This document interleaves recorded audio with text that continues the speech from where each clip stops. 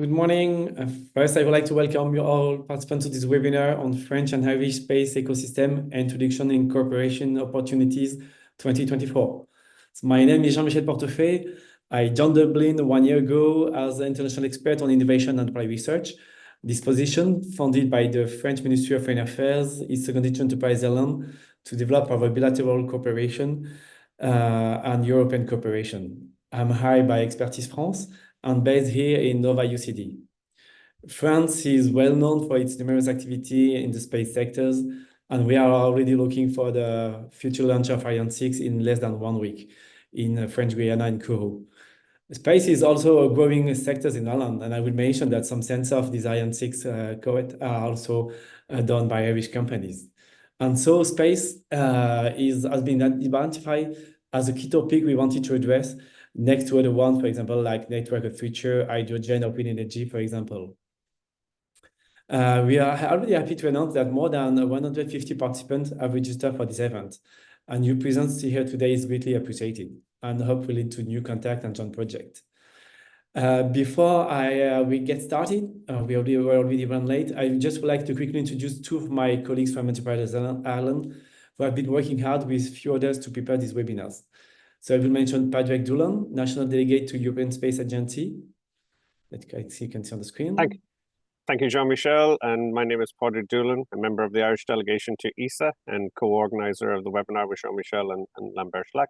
And very nice to see everyone today and looking forward to engaging with you.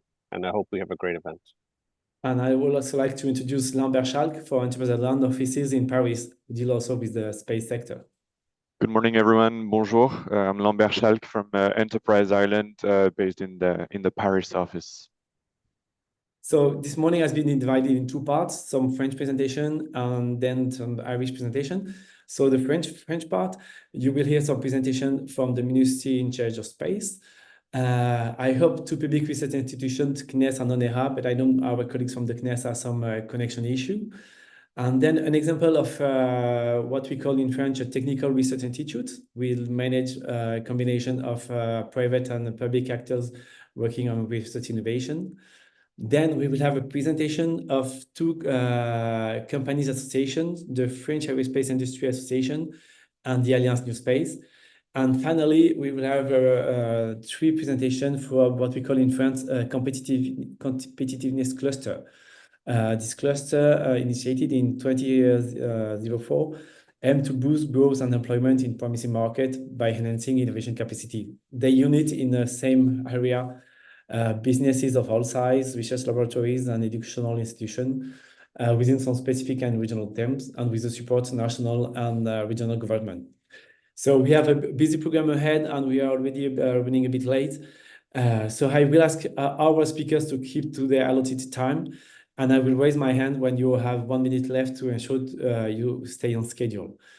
I also encourage all participants to use the Q&A feature to submit their question to the participants. We'll have a short time for Q&A at the end of each session.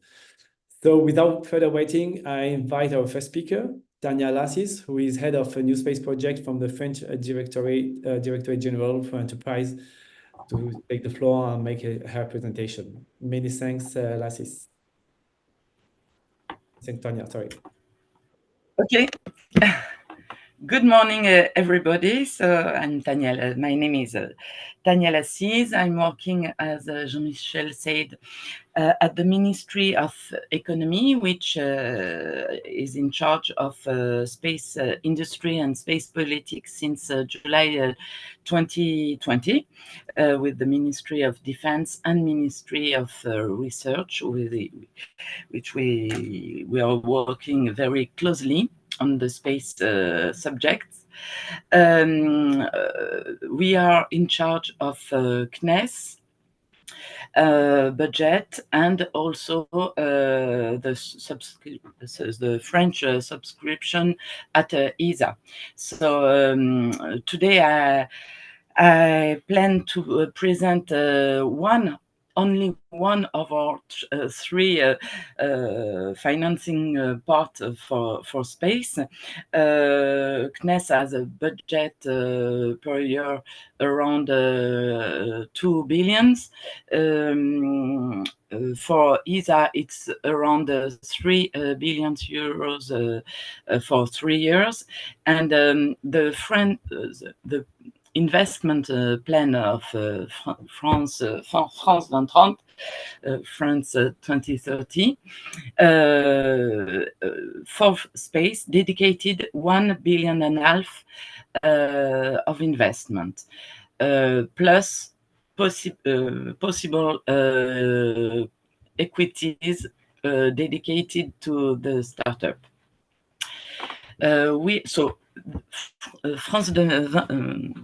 France 2030 is only one part of the public strategy.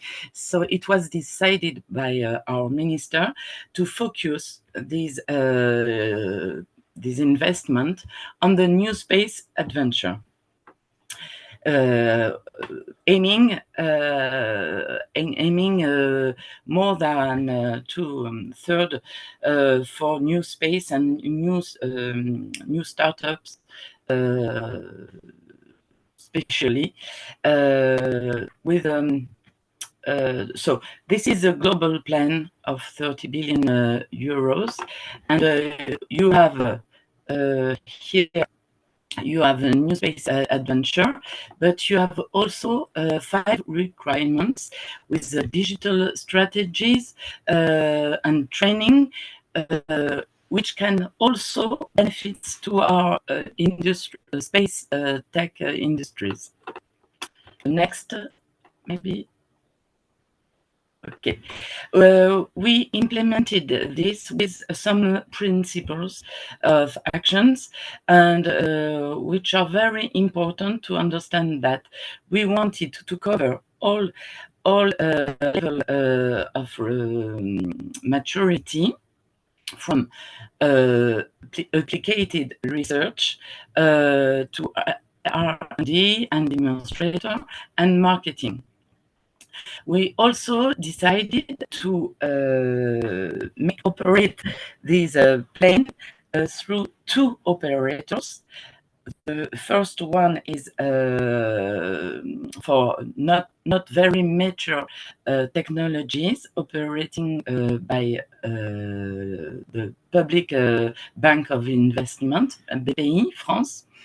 And the second operator is, of course, the CNES. But we decided to use various forms of supports, as you see, either grants and repayable advances, but especially public procurement and or equity. And the public procurement is completely operated by the CNES, the French National Space Agency, aiming to answer real needs of public sector in France. So we have a lot of call for proposal and operated by CNES, but also for other public user. I will come back again on this, because it was a very important means to help companies to develop commercialized product. We have a philosophy. We try to have a philosophy accepting the most of possible risk taking and failure. So we have a different way to do that by having some intermediate goals to reach, and then we can either whether stop a project which is not meeting his market, by example, whether or continue the project until the end. So we have some facilities to adapt the plan all along its deployment. So you can please go next. Okay. So the first action takes place in 2021 and the beginning of 2022 with some priority for our ministry. The reusable mini and micro launchers, which is a big part of a new way to see access to space, and in a competitive environment within Europe. All about constellation and all type of enabling technologies. But also the new uses and the new market of space, such as in-orbit services, space surveillance, SSR, and different possibilities and solutions using data collected from space. So we started very fast on those three strategic axes, and then today we have almost the totality of the plan engaged today. Next, please. Okay. So the big balance of these 1 billion and a half is almost this type of budget. So 300 million euros for the access to space, with different type of actions,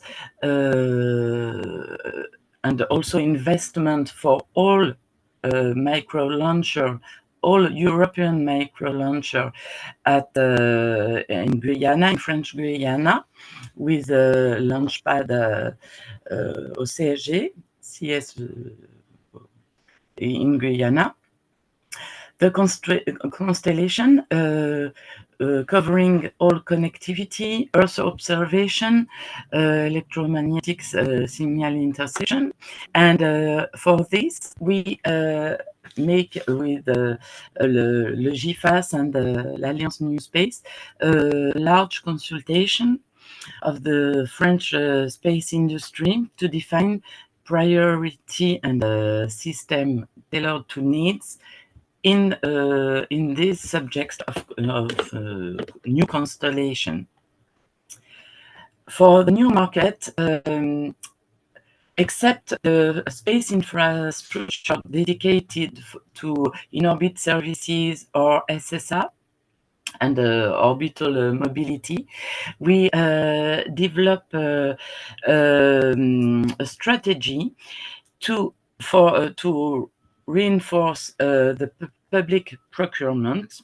So we identify target markets aimed by the companies, and we defined the needs of the public end users to help building public procurement, which helps again the company to reach largest markets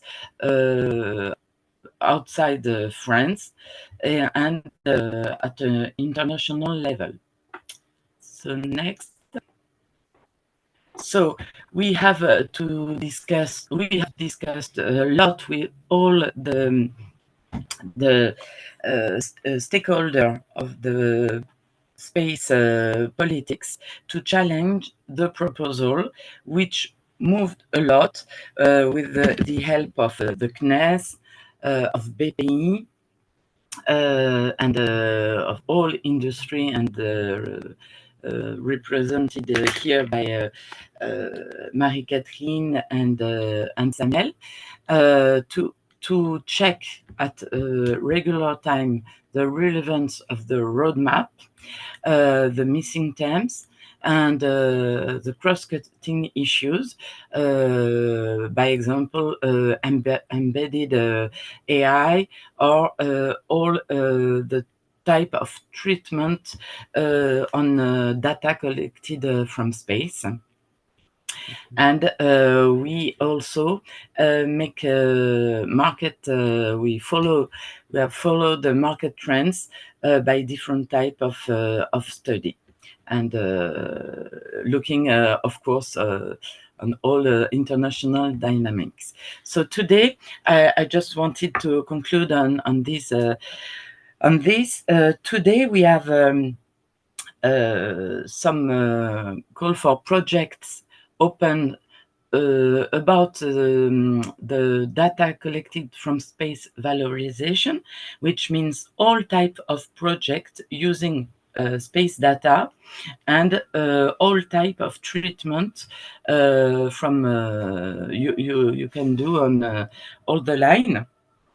We have also some call in preparation concerning the use of data for terrestrial needs of public end users, like coastal erosion and coastal defense, and also about climate, and those calls are published on the procurement platform of the CNES, and they are directly published like classic procurement, because it answers to real needs. We have worked with the public end users. So okay. I hope I was clear enough, but I can answer a few questions. Yeah, thank you very much, Tanya. So I remember for our audience that you have the Q&A part, so you please just fill your question and we can answer that a bit later. So I'm not sure that Thomas just could join yet, so I suggest we switch directly to the presentation of our colleagues from the NERA with Laurent Léléquian, which is European Affairs Officer at ONERA. Thank you, Jean-Michel. So I will try to stick to the schedule. Not so easy. That's a challenge. I didn't try it before, so maybe you will have to stop me, but it should work. Yeah, so next slide, I will introduce, as you said, ONERA, which is the French Aerospace Research Center, and I'm working indeed for the direction of international affairs of the ONERA. Next slide, please. So ONERA is the National Research and Technology Organization for Aeronautics, Space and Defense, and it has three key missions. The first one, which is often forgotten, is to provide the government with some scientific expertise to check the technical solution provided by the industry, especially for defense. That's mission number one. Mission number two is also to develop our own technological solution, our scientific solution for ASD, and we are doing that's what is branded Shaping the Future, and we are doing so on our own fundings, which is some state fundings. And last, we are also collaborating with industry, either in some bilateral contractual relationships or through some European grants. And for instance, the image on the left is a blade that have been developed with at the time being Eurocopter, an innovative blade for rotorcraft. Next slide, please. So I will not insist on the figures here, just to say maybe that we are only 2,000, a little bit more than 2,000 employees, but with high shares of engineers and high shares of PhD students and postdoctoral students.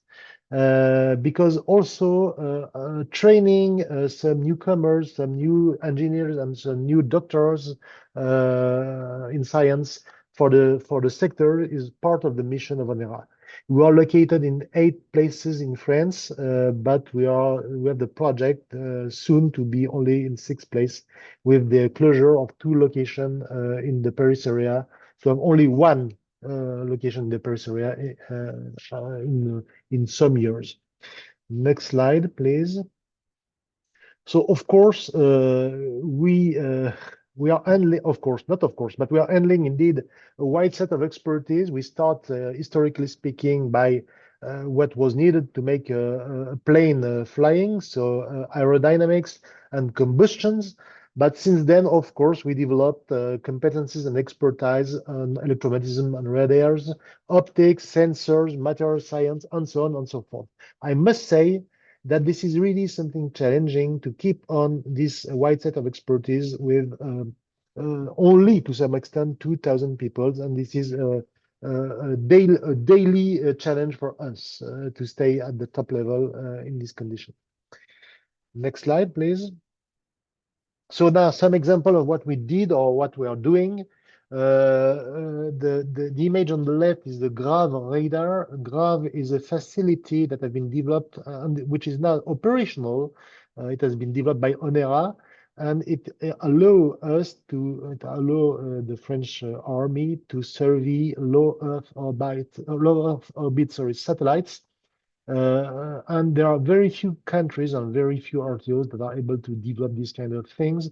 I must insist on the fact that, for instance, maybe 80% of the data handled by the European SST consortium and partnership now are coming from GRAV. So it means that this is really an important facility. We have also Nostradamus, which is something original, which is allowing to survey beyond the line of horizon through some reflection on the atmosphere. And as for acting in space, we are currently developing some research thanks to the Fly Lab with 2 satellites, a leading one and a trailing one, to test our ability to acquire some data, but also to make some local treatment to convey to ground station only the few required data by the users. Next slide, please. As for access to space, I must say that we are, of course, closely working with CNES. Let me insist on the fact that we have an ongoing and strategic dialogue with CNES, and also we have signed up a framework agreement that has been renewed in 2020. Some illustration of what we are doing on the figures and the image on the middle of the slide is depicting some MDO analysis on some heavy launchers that some studies we are doing. On the right, this is ionic thrusters that has been developed and that is developed at ONERA for some startups for satellites. And at the bottom left, there is we made also some studies to deploy some mirror for telescope with some individual cells and parts of the telescope. Next slide. Of course, all those capabilities are based also on our capacity to handle big data, whatever experimental data or numerical data. We are more and more trying to inject some artificial intelligence in the treatment of these large amount of data, whatever CFD, computational fluid dynamics on the left, whatever structural analysis, for instance, the second picture starting from the left, or turbomachinery, the third one, or also which is something which is not CFD, which is not high fidelity, but meta models for instance, on the right, the picture on the right is depicting software tool suite we have, which is named Battle Lab. Yes, Battle Lab, which is simulating various objects on the battlefield and how they are interacting and conflicting, of course. Next slide. And last but not least, the things for which most of the time ONERA is well known are our unique set of test and wind tunnel facilities. among which the three big ones: F1 in Foga-Mozac, which is a pressurized low-speed giant wind tunnel; S1 in Modane-Avrieux in the Alps, in the French Alps, which is the biggest worldwide sonic wind tunnel; and S2 also in Modane-Avrieux, which is a pressurized transonic supersonic wind tunnel. I must say that probably all the major space or aviation, whatever civil or military programs in France have been tested in our wind tunnels. Next slide.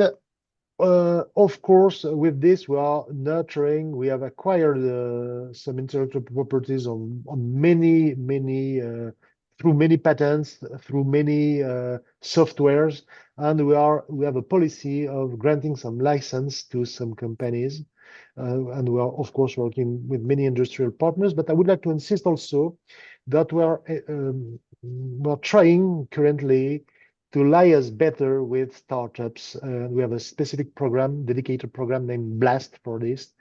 And I must say that that's not so easy. I mean, the way of working of startups, their time scale, the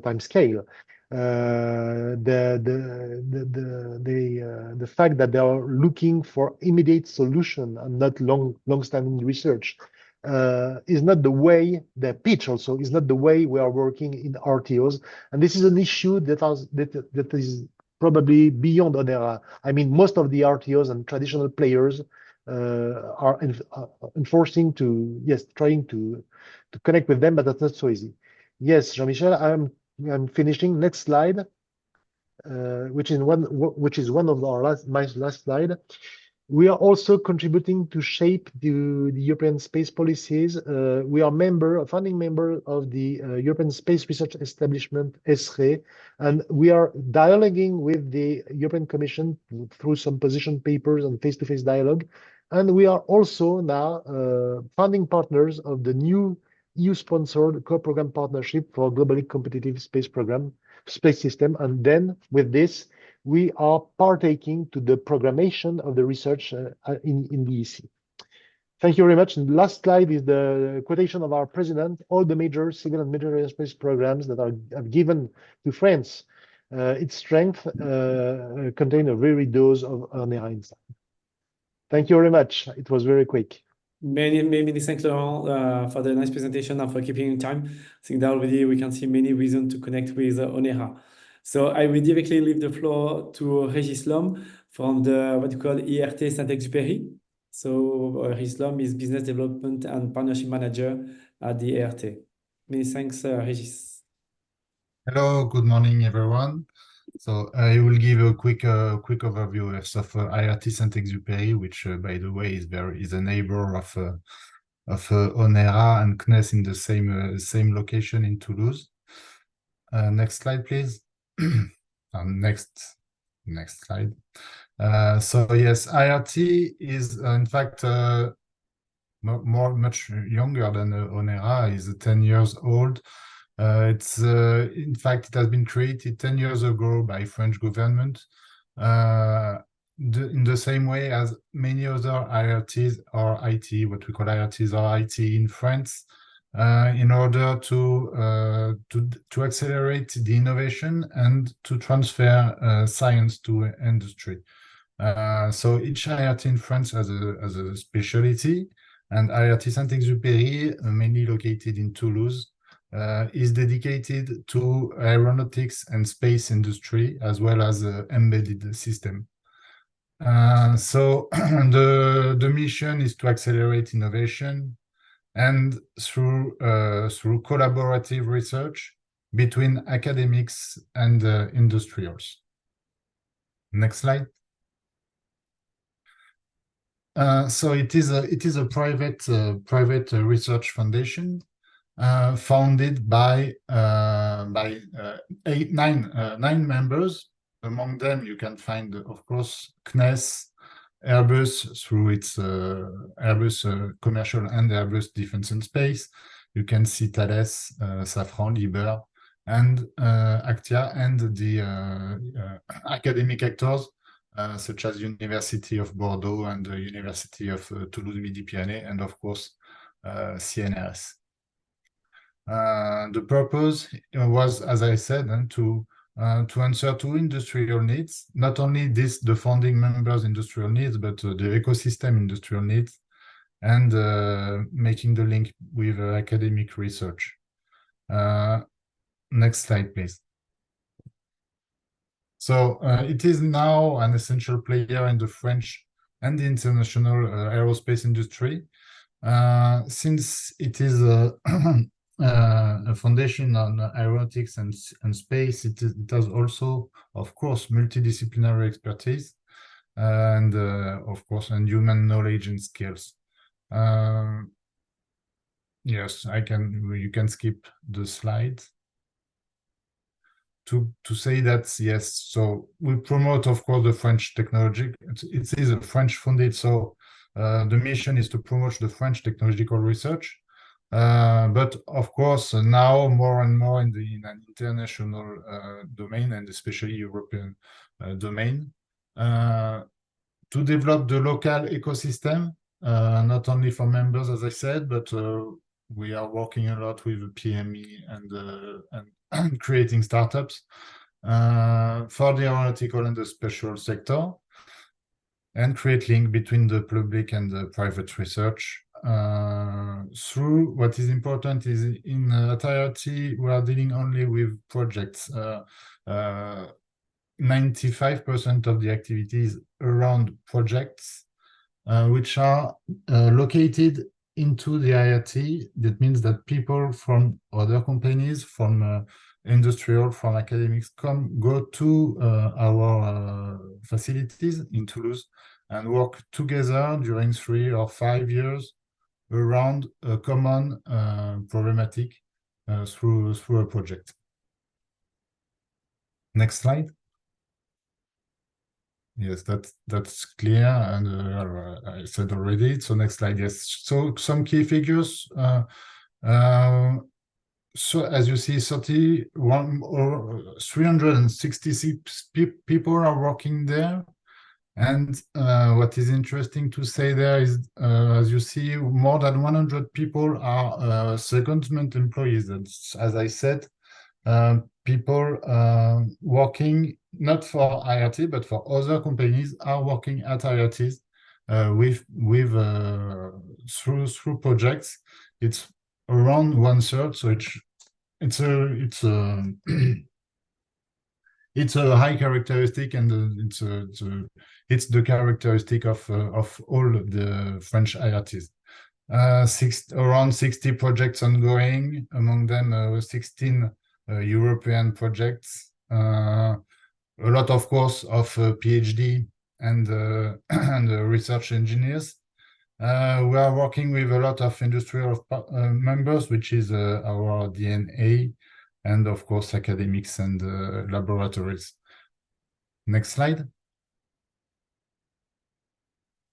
So as I said, the main facility is located in Toulouse, less than 1 kilometer from Onera and from CNES, from Aerospace Valley, who are, by the way, in the same building as Aerospace Valley.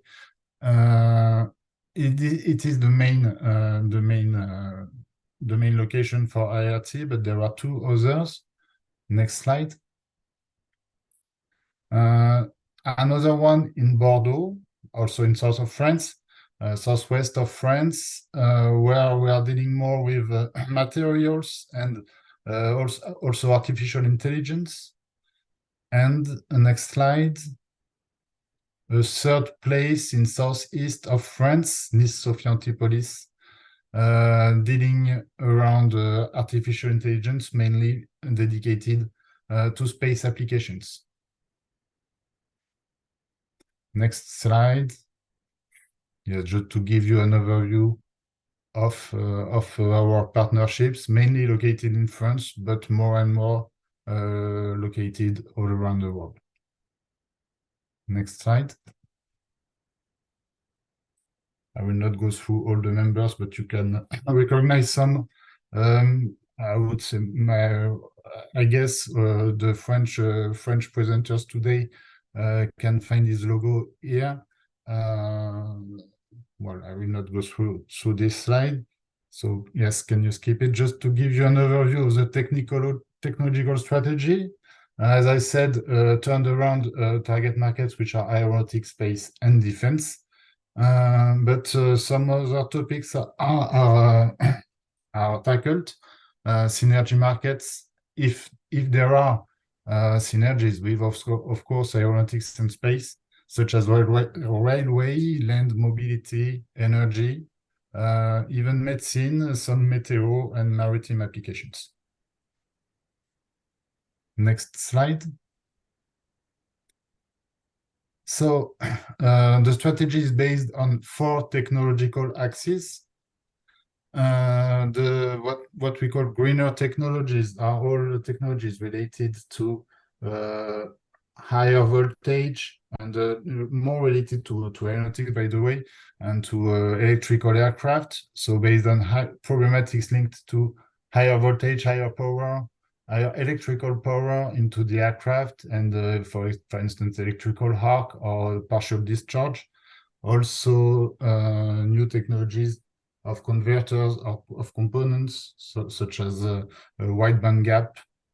Another axe is around advanced manufacturing technologies, any technologies related to materials and surface treatment, composites, organic matrix, composites, ceramic matrix, composites, of course, metallics through additive manufacturing. Smart technology is all around artificial intelligence, but also sensors and telecommunication. And finally, method and tools for development of complex systems around digital twin and BSE optimization, multidisciplinary optimization.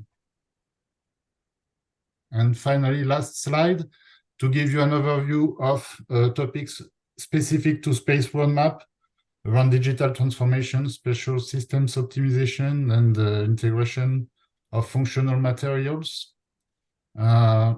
So topics around, for digital, topics around 5G and 6G, around embedded AI, cyber protected infrastructures, and systems optimization around digital twins, high performance smallsat sensors, and functional materials, especially multifunctional materials through printed electrics and antennas. That's it. Thank you for your attention. And if you have any question, I'm ready to answer. Yeah, just please use the Q&A and we'll answer in a few minutes, I think. So many thanks. I hope we will see you soon, island on your map. And then I suggest we switch directly to the presentation of Marie-Catherine Léja, who is Space Project Manager at GFAS. Thank you very much. Good morning, everybody. GFAS stands for French Aerospace Industries Association in French, and we support the interests of the French aerospace and defense industry. Next slide, please. We were founded in 1908, a long time ago, as a trade organization, and we gather today 470 members from major prime contractors like Airbus, Safran, Dassault, or Thales, system manufacturers, SMEs, and startups. SMEs are the majority of our members. Our companies cover the full range of capabilities in aerospace and defense value chain, from the design, development, production of systems and equipment to maintenance. The chairman of GFAS is Guillaume Faury, the CEO of Airbus. Next slide. It was too fast. I think there is another slide. Thank you. Here I'm giving you some key figures about the French aerospace industry. It's a dual industry, 75% on civil domain, 25% on defense area, covering every field: aircraft, helicopters, engines, equipment, military and defense systems, and of course, space launchers and satellites. We had in 2023 70 billion euro of revenue, coming 83% coming from exports. 10% of revenue is reinvested on R&D activities, and we have in France 210,000 direct jobs. For the space segment, thank you. For the space segment, around 25% of our members have activities on the space segment, representing 21,000 direct jobs and 4 billion euro of revenue last year. Next one. Thank you. At GIFAS, we pursue three main objectives. One is to represent and coordinate the French aerospace industry's activities at national, European, and international level. Second one is analyze and support members' interests on topics like trade, standardization, environment, recruitment. We have for that dedicated working groups. And third, promote our aerospace excellence on professional fairs and air shows, conferences, and so on. Next one. We have for that an international network with 5 offices, 2 in North America, 1 in Washington, D.C., 1 in Montreal, and in Europe, 1 in Brussels. We have 1 in India and 1 in Dubai. And in addition, local industrial committees have been put in place in Asia. Next one. GIFAS is the organizer of the well-known Paris Air Show. It takes place every 2 years at Paris Le Bourget, and I put here the last figures. It was in 2023 around 2,500 exhibitors from 48 countries, more than 300 international official delegations, and 130,000 professional visitors. And you can already save the date for the 55th edition from 16th to 22nd June 2025, and the registration is open, so you can take your booth. Regarding now the space segment at GIFAS, we have more than 70 major contributors on the space ecosystem in our association. You have some examples on this slide, from the major satellites and launcher manufacturers to operators, including equipment providers. The GIFAS companies are positioned across all the space value chain. The Aerospace Valley Aztec and SAFE clusters will take the floor later on, are GIFAS associated members. Next one, please. Our supply chain is very innovative and competitive on each links of the manufacturing chain. I have selected here a few examples of products for the ground segment, antennas, for subsystem. We have some mechanisms and startup trackers. And you can see some assembly line, which are supported by some of our members providing manufacturing tools or test bench. Next, please. Here is a mapping of our expertise describing the system manufacturers and service providers' skills. It's divided in 6 categories.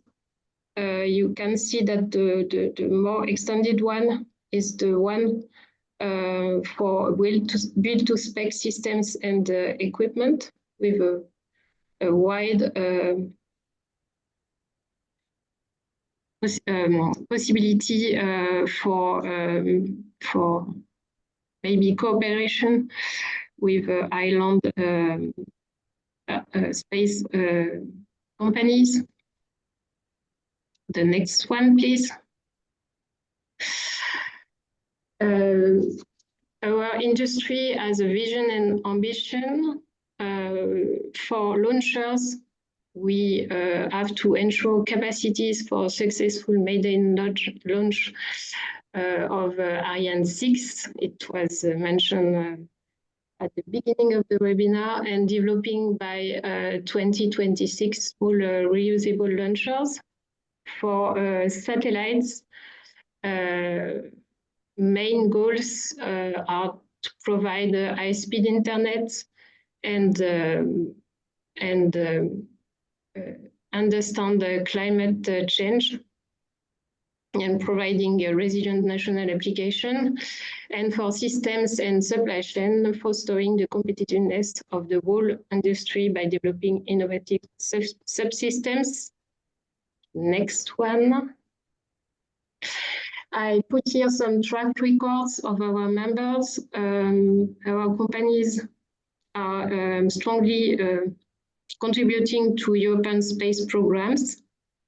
We actively participate in several constellations projects like Black Sky, OneWeb, Kineis, Kuiper. We are selected by SDA on transport layer programs for some of the company.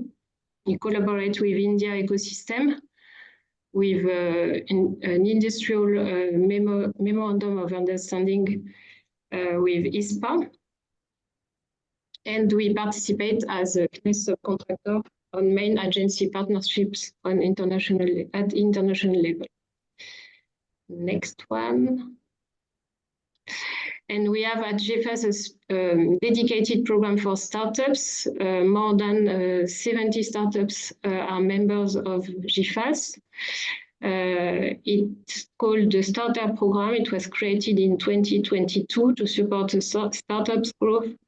And it aims to promote newcomers and facilitate experience sharing with major manufacturing companies. And next one, I think it's the last one. Yes. And for the next steps, we invite the Irish ecosystem to meet us at the GFAS French Pavilion on Farnborough Air Show. We will be present there with 19 French companies. And you have here our mail to contact us if you need some more information about that. Thank you very much. Perfect. Thank you very much, Marie-Catherine, and the opportunity to meet with a lot of members of the GFAS. So we'll switch now to the presentation of Samuel Mamou, who represents also kind of association of French actors. So please, Samuel. Thank you very much, Jean-Michel. Good morning, everyone. My name is Samuel. I'm the coordinator of the Alliance New Space France. Just a few words before starting. The Alliance is an association, non-profit organization representing the startup and SMEs in France. So we're working closely with GFAS to represent the whole industry ecosystem in the space sectors. Next slide, please. So maybe a few all, you got a lot of presentation already about the French space ecosystem. I just wanted to mention some information about the new space ecosystem in France. So we've noticed a real development of the new space ecosystem since 2019, we'll say, with multiple and more startups created in the space sector. Some have been created a little bit before, but more and more created since 2019. A strong support from the government, as Tanya already said, for the Ministry of the Economy. We got an investment plan with France 2030 and a real evolution of the ecosystem and an evolution of the relationship between the institution and the private ecosystem, with different R&D grants for the ecosystem, with some contract for service and demonstration, but also some participation, funding, and equity from the government as well. So the idea from the support from the government was to attract more private funding and help and support the space economy to develop. And it actually worked. We got more than 700 million euro raised by space startup in France in around 10 years, I think more than 10 years. And it's actually showing the dynamic we got in France with more and more startups created and supporting by actually expertise and skills that we have developed in France for more than 50 years, more than 60 years, with an history in the space sector that you know. So this thriving space ecosystem has evolved actually with more and more company developed and a need actually to structure this new space ecosystem. We got a request from the Ministry of Economy in 2022 to actually structure the new space ecosystem and to have one single point of contact to represent the new space ecosystem. And this was the alliance was created. Next slide, please. Next slide, please. Thank you. The Alliance is an industry association which represents the startup and SMEs in France in space. We've been created in 2021. We got more than 40 companies member, and we covered all the area of the industry in the space sector. Our mission are actually to represent, as I said, the startup and SME to the French institution, which means actually participate in the different industry government committee in the space sectors with GFAS and other organizations to actually promote and support and represent the startup and SMEs in France. The second part will be the federation. We really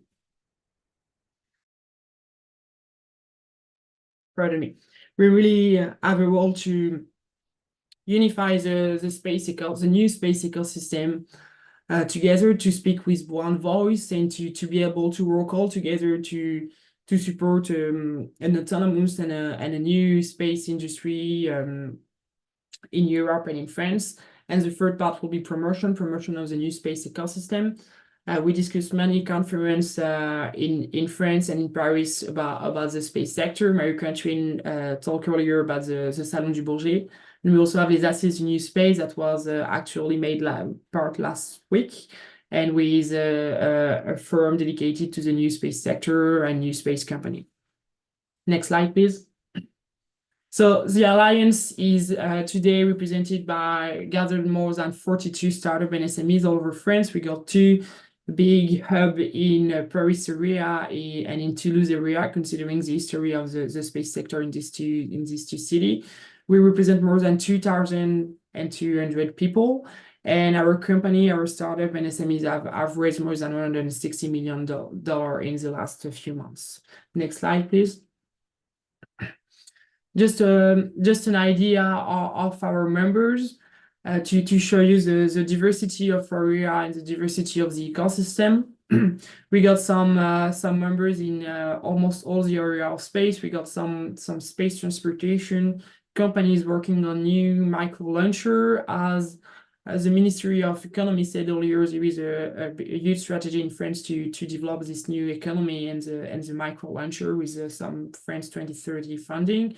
And we got the major company of this strategy in the association. We also have many applications on Earth observation, with a startup working on constellation, but also supporting the service application and different application for the space sector. Connectivity with equipment and component and every services that we call have on the connective system, from radio frequency to optical connectivity, but also space surveillance awareness, in-orbit servicing, and also a huge diversity offer from the component supplier, platform, ground segment, and balloons. So the main idea is to show you the diversity of the ecosystem.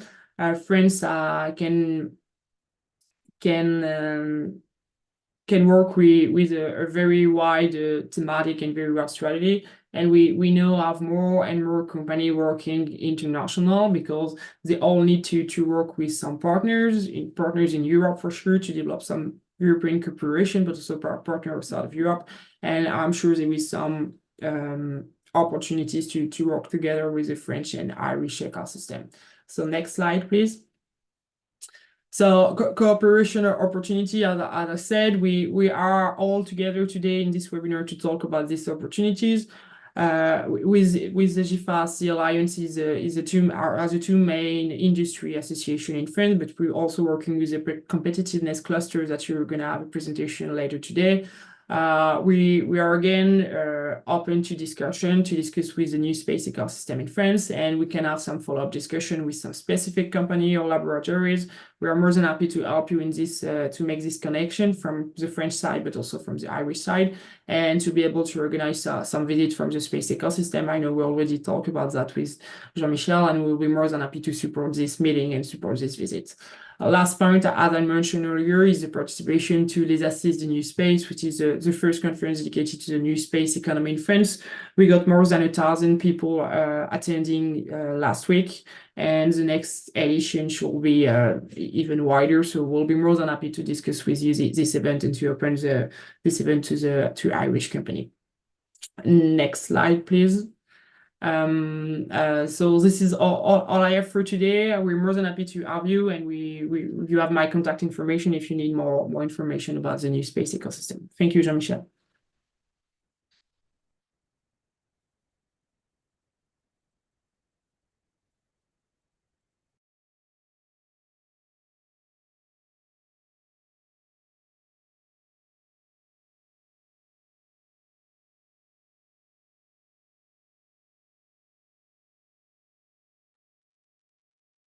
So thank you, Samuel. So we will, I think now we will move to Catalina. Sorry. Catalina, no. Sorry, my microphone was close. So I was thinking also, Samuel, and asking to Catalina to present herself a slide, please. Sorry.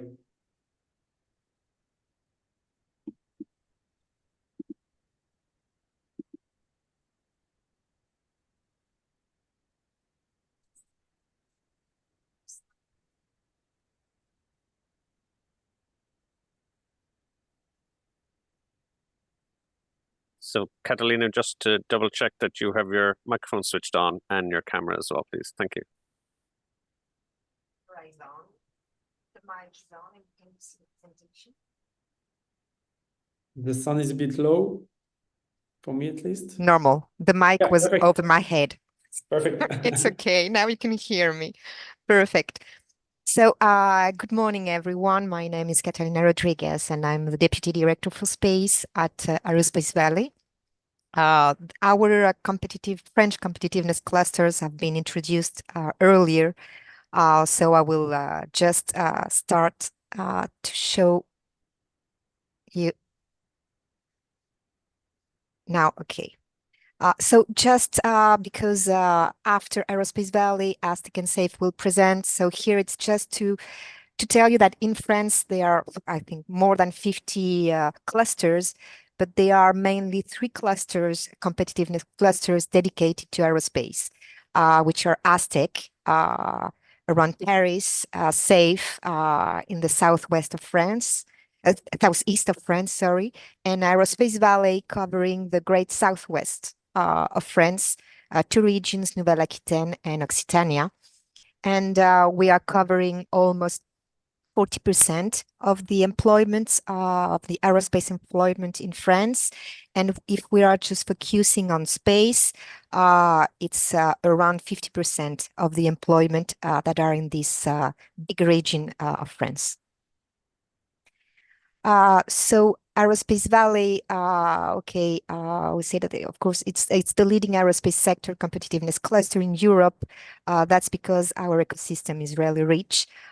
It's not Aerospace Valley who is doing that this region is great. It's really that KNES is present, and all the main companies and main labs and schools are present in this region. So we are very lucky to support this ecosystem. So we support this ecosystem through innovation in order to foster the development and the competitiveness of our sector and its actors in the territory. We have more than 860 members. We are not including just companies, industrials. We have, of course, leading groups, SMEs, but we have research labs, academics, banks, and other kind of members. The SMEs are more than around 70% of our members. Like Gifas was saying, we have a very strong SMEs ecosystem in France. Our cluster is not just dedicated to space, as you can see on the right. We are also dedicated to aeronautics and drones. And we have some focusing on some ecosystems linked to factory of the future, structures and materials, processes, embedded and communicating systems, propulsion and embedded energy, data and artificial intelligence economy. These ecosystems are, of course, completely transversal through space, aeronautics, and drones. And we have people also dedicated to defense topics, environment, and competencies. If we speak a bit more about our space ecosystem, almost half of our members are tagged space. But if you look at their revenue, the ones that have most revenues dedicated and associated to space, it's around 150 members that we can name as pure players. And over these pure players, you will see on the next slide, I've showed here around 150 members. And to tell you that we are covering all the value chain from the space component to the space equipment, space infrastructures, grant segments, testing engineering, manufacturing, and also space data application, which is the big bubble and the one evolving the most quickly. Some space digital platforms, and even if it's not space, it's not aeronautics, it's not space, it's between both, but we are also covering the balloons and HAPS topics.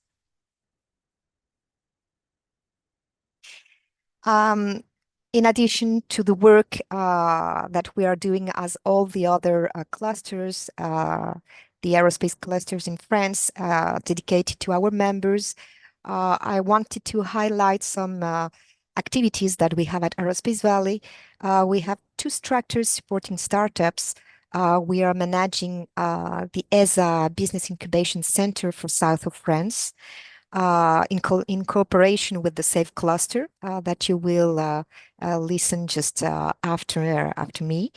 And we have an accelerator of startups named District that we are managing also. We support our space ecosystem by allowing the networking and supporting the networking. So organizing meetings, conferences. We organize more than 30 space conferences or webinars during the year. We support them by not funding the companies, but providing them access to funding. Local fundings, national fundings, and European fundings also. We are even partners of some European projects, allowing us to do cascade funding or working on pre-commercial procurements. A lot of projects are today associated to environment and Earth observation.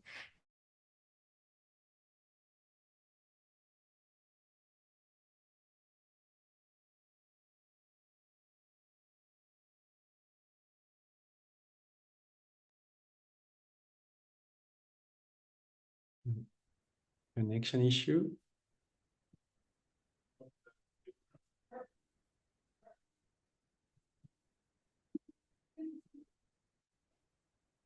Covering the upstream value chain and specialized in the sector of nano and small satellites. And we also have another initiative, which is named SCALE, a Space Climate League, sorry, which is a new collective action to support the commercialization of the space applications for climate. And that's all from my side. I just wanted to give you a quick overview. It was short, and I wanted to stick on the time. So if there are perhaps a few minutes, I can answer to some of your questions if you want. I can just add that we are located, as I said, in the big southwest of France, but our main office is in Toulouse. We have also another office in Bordeaux. We are present in 3 other zones, which are Montpellier, Rochefort, and Bayonne. And we are around 60 people working at Aerospace Valley. Of course, a lot are dedicated to aeronautics, but I can say that we are around 6 persons dedicated to space and supporting our ecosystems as much as we can. So thanks a lot, and I will be available to answer your questions later on. Yeah, many thanks, Catalina. So I don't know if it's the case for everyone, but for me, your video was cut for a few seconds. So if participants have question on that part, please write your question on the Q&A session as well. I should have first cut the video. No, but I should have thought about that. I'm sorry. But just a few seconds. So if there's question on that part, that should be fine. Yes, you mentioned some the ESA BIC. So I'm sure there could be also connection because there are also an ESA BIC in Ireland. So that maybe also a way of connecting. So I suggest that we move to another presentation for another pole de compétitivité in the Aztec region. And I will ask Catherine Ratineau, head of European project there, to start her presentation. So, Melissa and Karin. Yes. Hello, everybody. Can you see my video on? Yeah. Everything is working. Correct. Okay. So now let's move up to the north of France with the Paris region as Aztec Paris region, which is Paris region aeronautics, space and defense competitiveness cluster. For your information, sorry, can you please just move to the previous slide? Yes, thank you very much. So we just suggest making a little focus on the Paris region to start. For your information, sorry, can you please move again? Yes, for your information, Paris region is just the first jobs pool for the aerospace sector in France. I put some information on the first slide, please.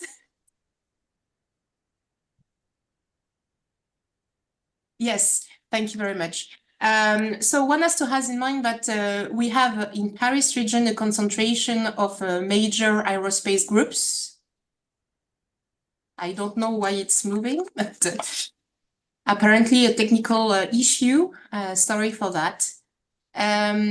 So yes, as indicated, we have a concentration of the major aerospace groups, like Safran, Dassault Aviation, Air France Industries, Ariane Group, MBDA, and Airbus Defence and Space. We do also have something is getting wrong. Still, first slide, please. Yes, some of the most renewed research laboratories like CNES, ONERA,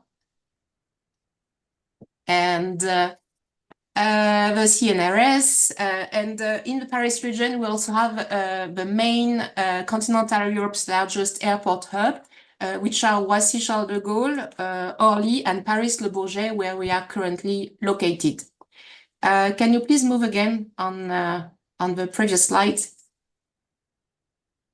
Thank you very much. We are also the European leader in 4 major markets, like the space launchers, but also business aviation, propulsion, and equipment. And I put some information about the number of SMEs which are located in the Paris region, and also the percentage of budget for the aerospace research budget.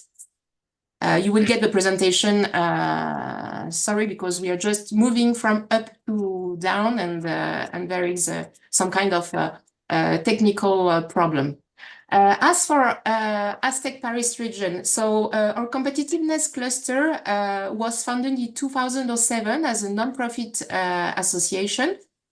And our mission, like the one for Aerospace LA, Katrina just made the presentation, and then after my presentation, there would be a SAFE cluster as well.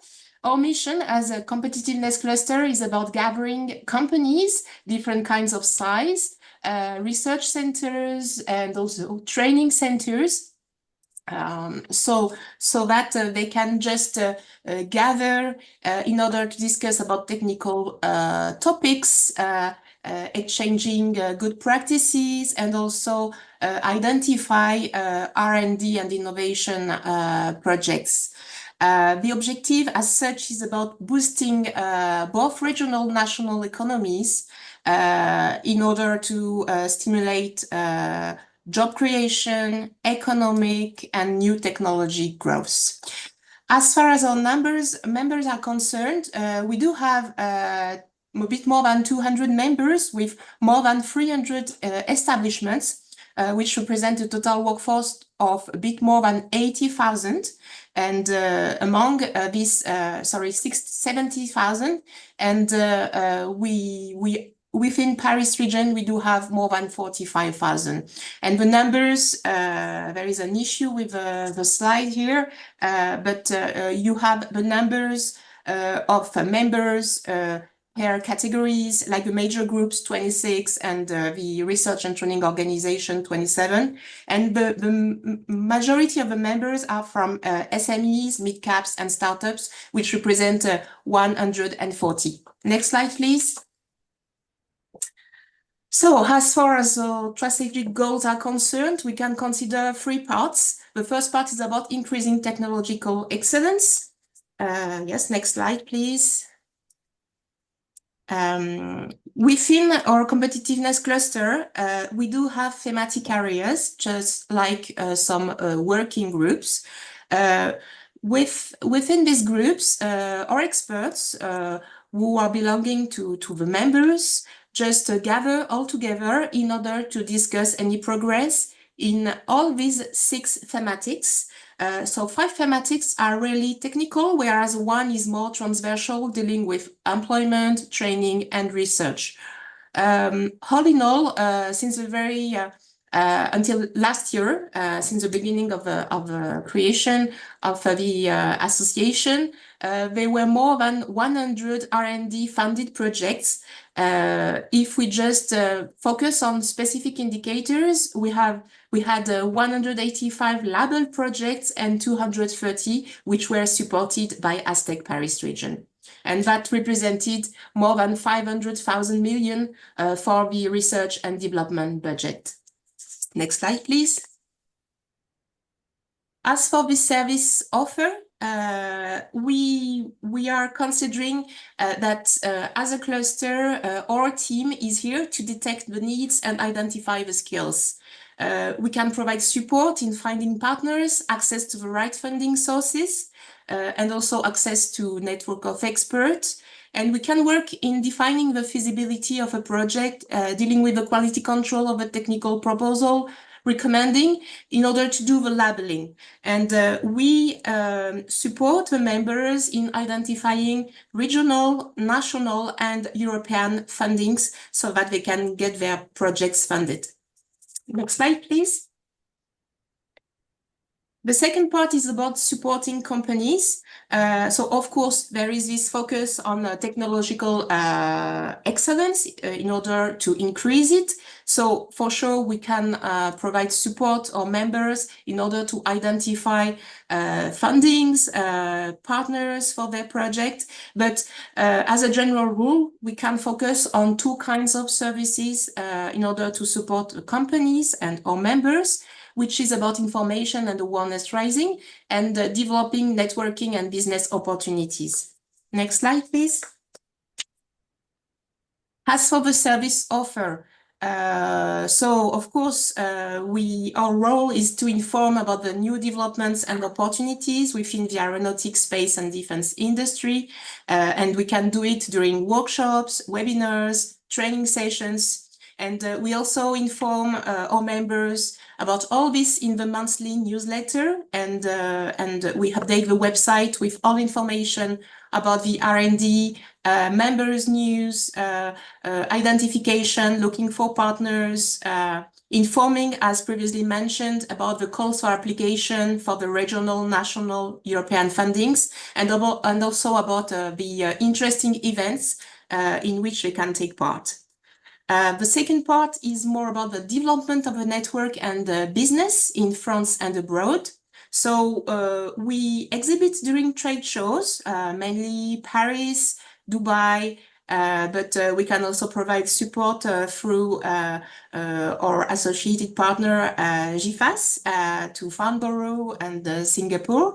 And we just provide support to the members in order that they can develop themselves, identify new customers, meet their customers, create new synergies during these regional, national, and international events. And also, we can provide support them in order to take part in matchmaking, B2B meetings, conferences, which are dedicated to the sector. Next slide, please. Here, just put some information about all the specific national, international events that can take part. So, of course, Paris Air Show, which is now being opened, and we are working on it. Eurosatory has just ended a couple of weeks ago, and we have a regional event which is called ISD Alliance, and also the Paris Space Week, but we will talk about it just a bit later in the next slide. Next slide, please. The third part is about strengthening territorial attractiveness, because of course it's important to make Paris region recognized as a key international player in the aerospace industry. We need also to catalyze the development of new products and services and encourage establishment of new companies in Paris region so that it can bring wealth to the region as a territorial attractiveness. And our role is also to value the sector. Yes, Jean-Michel? 1 minute, if you want just to mention it's 1 minute left. I should be fine. Thank you.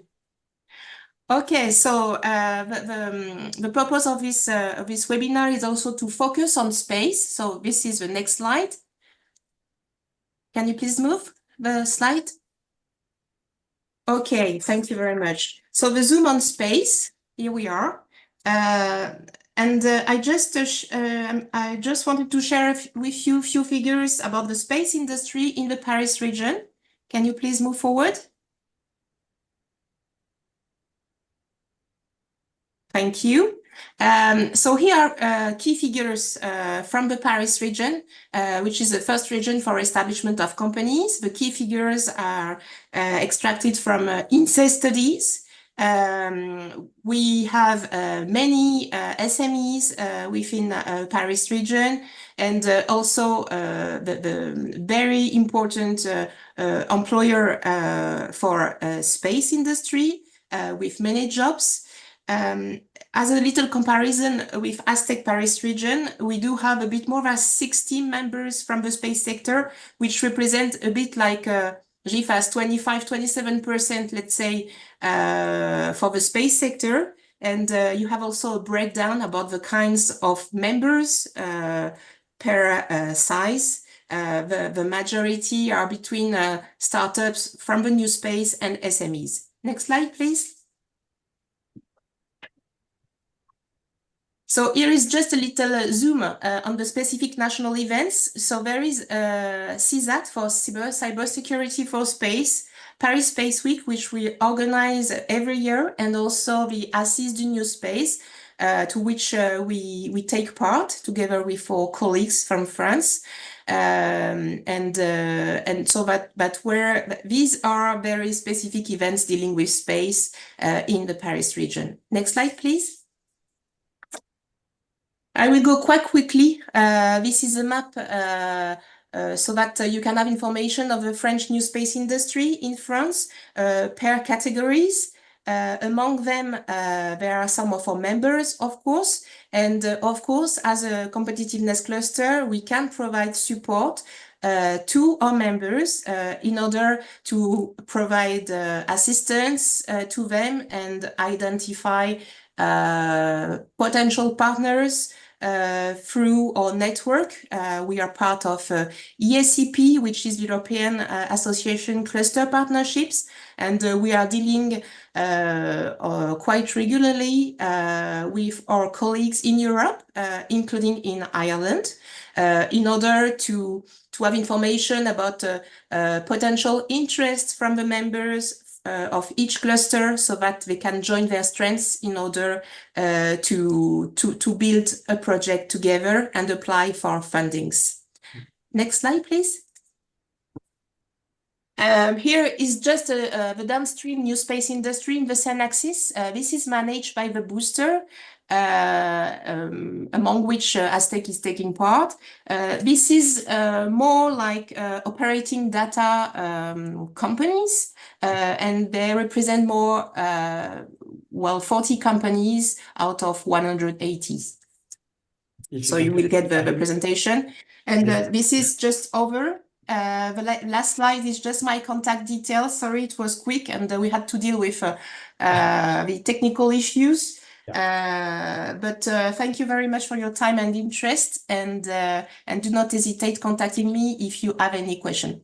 Thank you. Many thanks, Karen. So you get 2 minutes more for your problems. So Fanny, ask Fanny now to present Safe Cluster. So Fanny is working as a EU and Innovation Project Manager at Safe Pôle de Compétitivité in South Exactly. Thank you very much. So yes, I'm representing Safe Cluster. So Safe is an innovation cluster or competitiveness cluster based in the south of France. Next slide, please.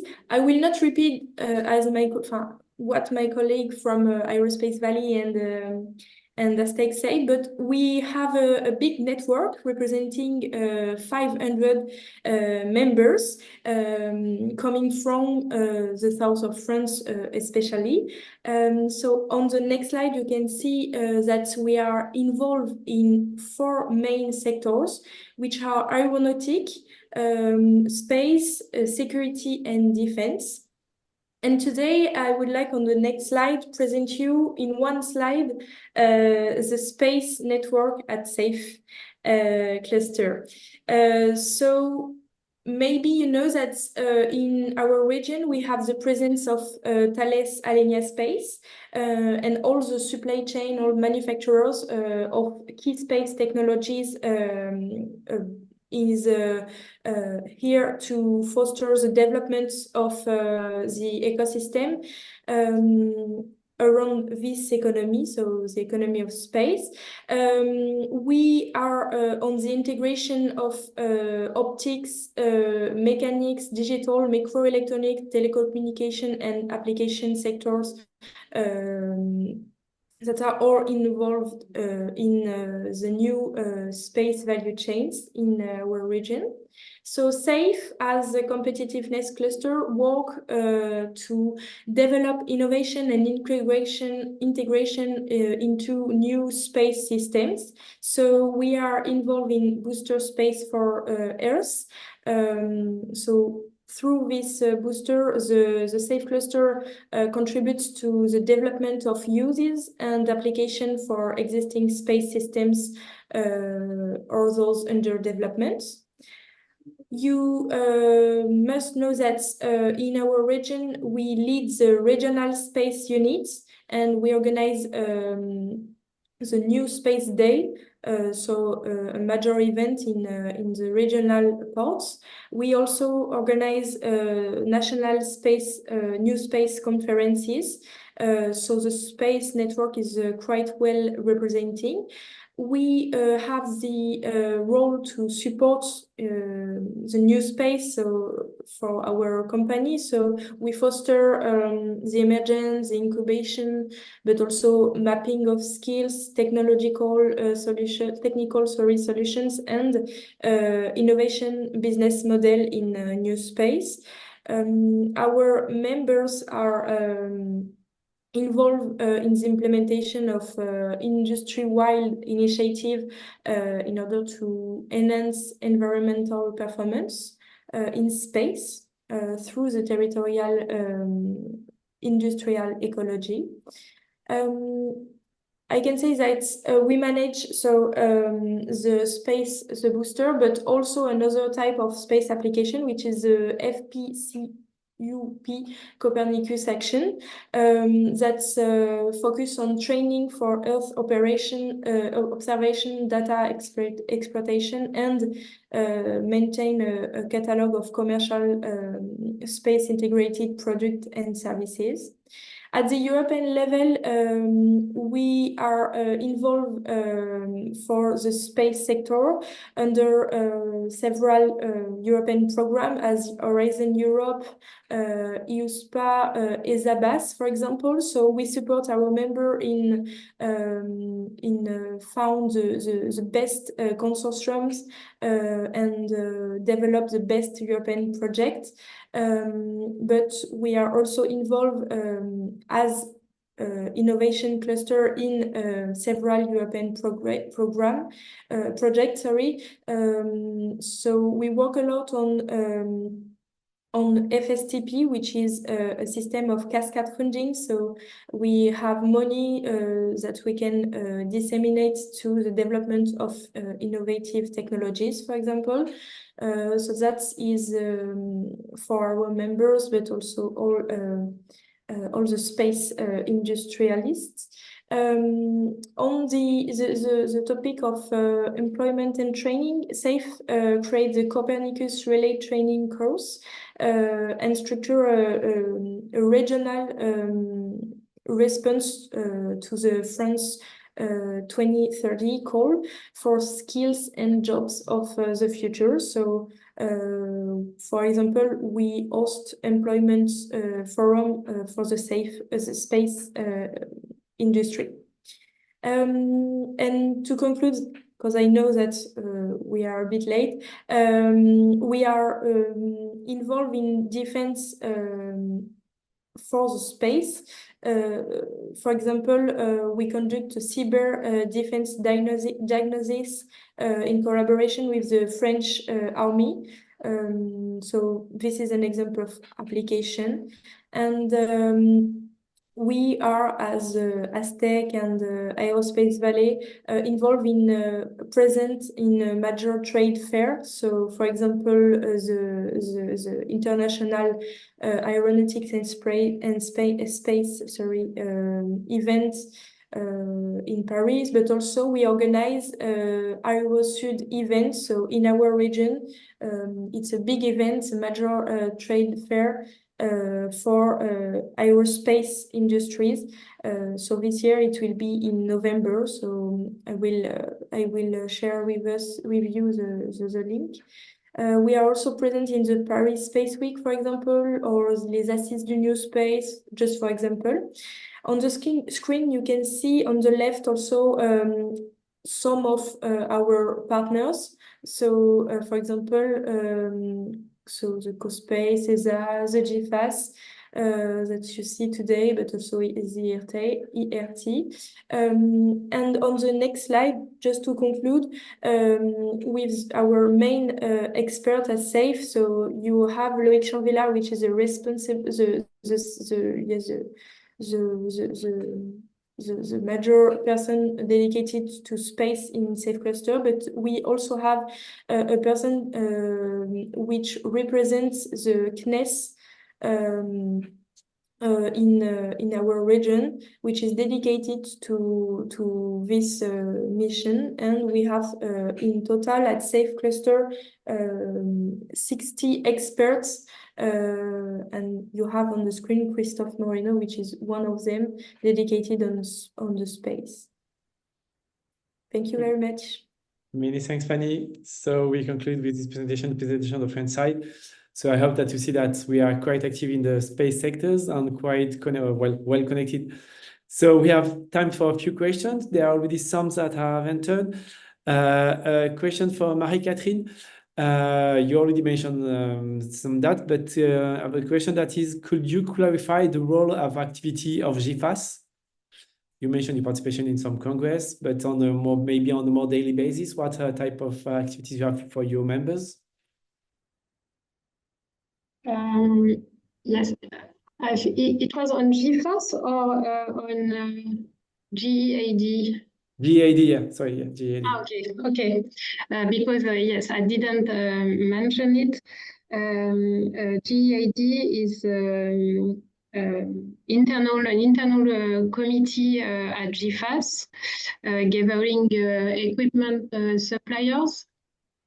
And I've got a scoop for you. In the next days, we have our General Assembly, and we will add a S for space, because at the moment it's a committee for aeronautics and defense, and we will add a S for space, because we have in this committee with a lot of mid-caps, SME startups, and subsidiaries of large enterprises. We have space companies.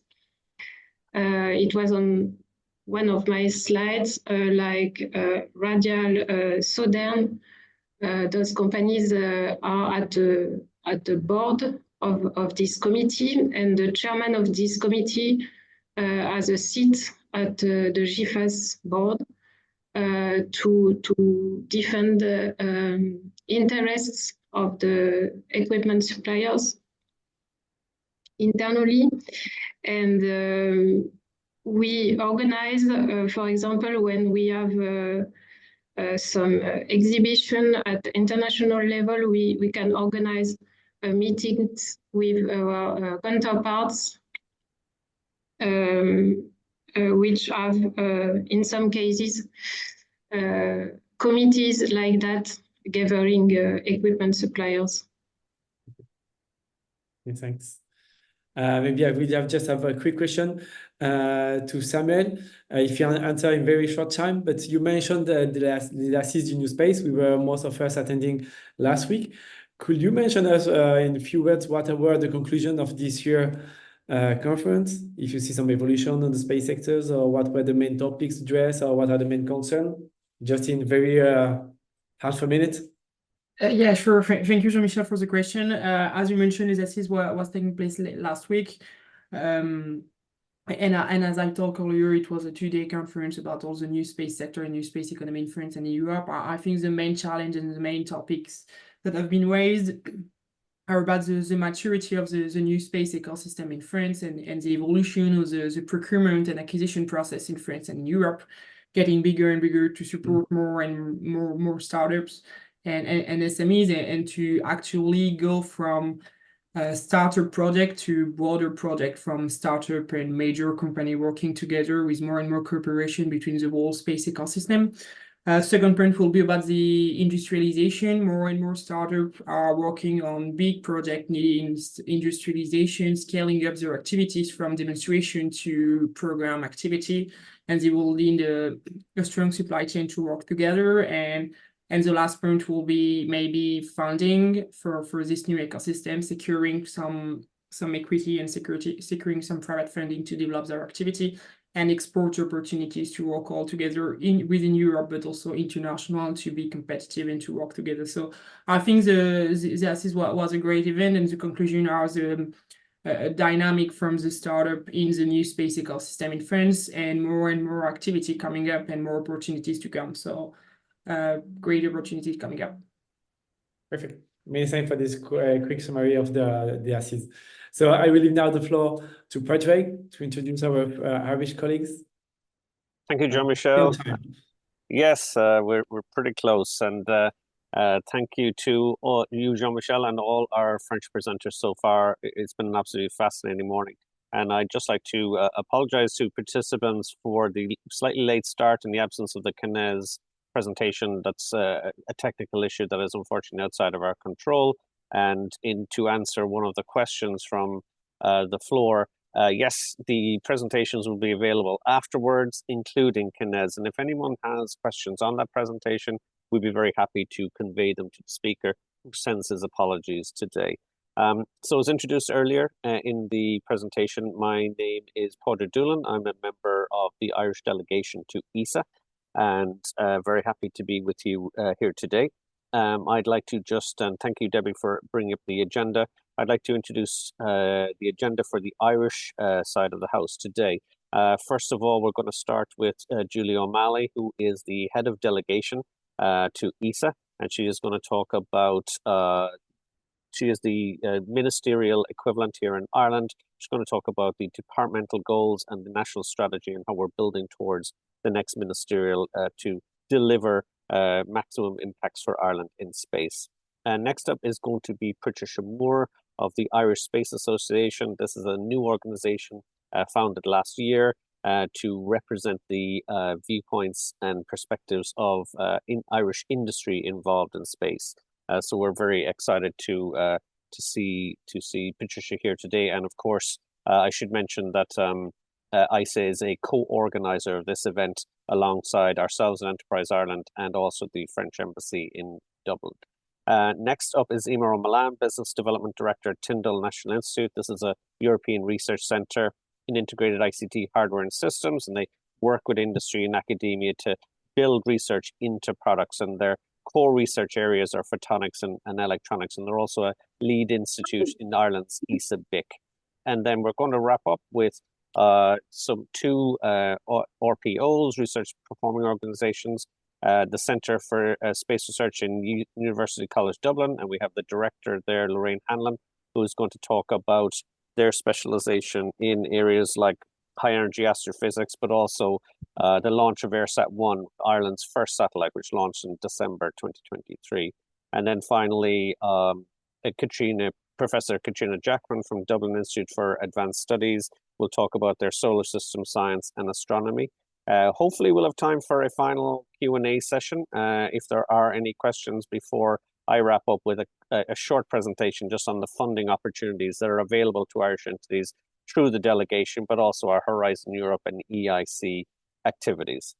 So with that in mind, one final comment, the French speakers have been very good to keep to time. I will be keeping everybody to time here.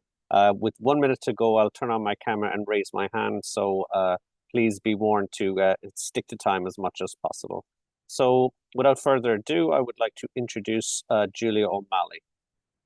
Julia, happy to take the floor. Thank you. Thanks, Padraig. So good morning to everybody, and thanks to the French Embassy here in Dublin, to Jean-Michel, to the Irish Space Association, and to Patricia, and of course my EI colleagues for inviting me to present today. So I'm the relatively new head of the delegation. I kind of slightly misunderstood my brief today, so I am going to jump quite a bit ahead in some of the slides. So if we could go to the next slide, please. It's a very brief outline of sort of developments in Irish space, starting from 1940, highlighting 1975 when we joined ESA, 2019, our national space strategy, which I'm going to jump to. Then obviously two highlights from last year, the foundation of the Irish Space Association and Ireland becoming a spacefaring nation with the launch of AirSat-1. Next slide, please. So DETI has three broad areas of work: the European Space Agency, our national space strategy for enterprise, and our work in the European Union. Next slide, please. Thank you. Okay, so we joined ESA in 1975, and we are a fairly active member in that. So that just gives you an overview. So next slide, please. This is just quickly, the ESA's budget for 2024 is quite significant, and you can see the breakdown there of where it spends its money. This is, sorry, just as very, very briefly, a synopsis of the landscape in Ireland in 2010, upstream and downstream. And yeah, there's a few players there, but if you could jump to the next slide, see how active we are now. Again, upstream, downstream, and just the various associations that we have with IESA, ESA. Some of the ones on the right-hand side are covered for me, but Enterprise Ireland is there as well. So we've come a long way. Thank you. So jump to the next slide. It brings us to the National Space Strategy, and it sets out here the 5 pillars that the strategy is based on. So the objective is for Ireland to develop an economically sustainable and expanding space active industry, delivering quality jobs for the economy of tomorrow. Next slide, please. Thank you. So there's 6 goals in the strategy, and the 3rd progress report is going to be published shortly. And I can say that for now, of the 19 actions that are associated with those 6 goals, 4 are completed and the other 15 are on target for completion. Thank you. And I should point out that in the goals, the goal was to support 100 companies, and we have exceeded that. We're at 109 companies, so that is good. And next slide, please. So while DETI provides the funding, much of the implementation of the strategy at industry levels falls to EI. And EI supports non-space companies to spin in. I think part of that slide is missing, but anyway, EI supports non-space companies to spin into space activity. It supports those that are already active in the space market to progress to TRL up to full space qualification for commercialization. And it promotes spin-out activity by supporting space active companies to leverage and adapt their space level engineering for other markets. Yeah, thank you.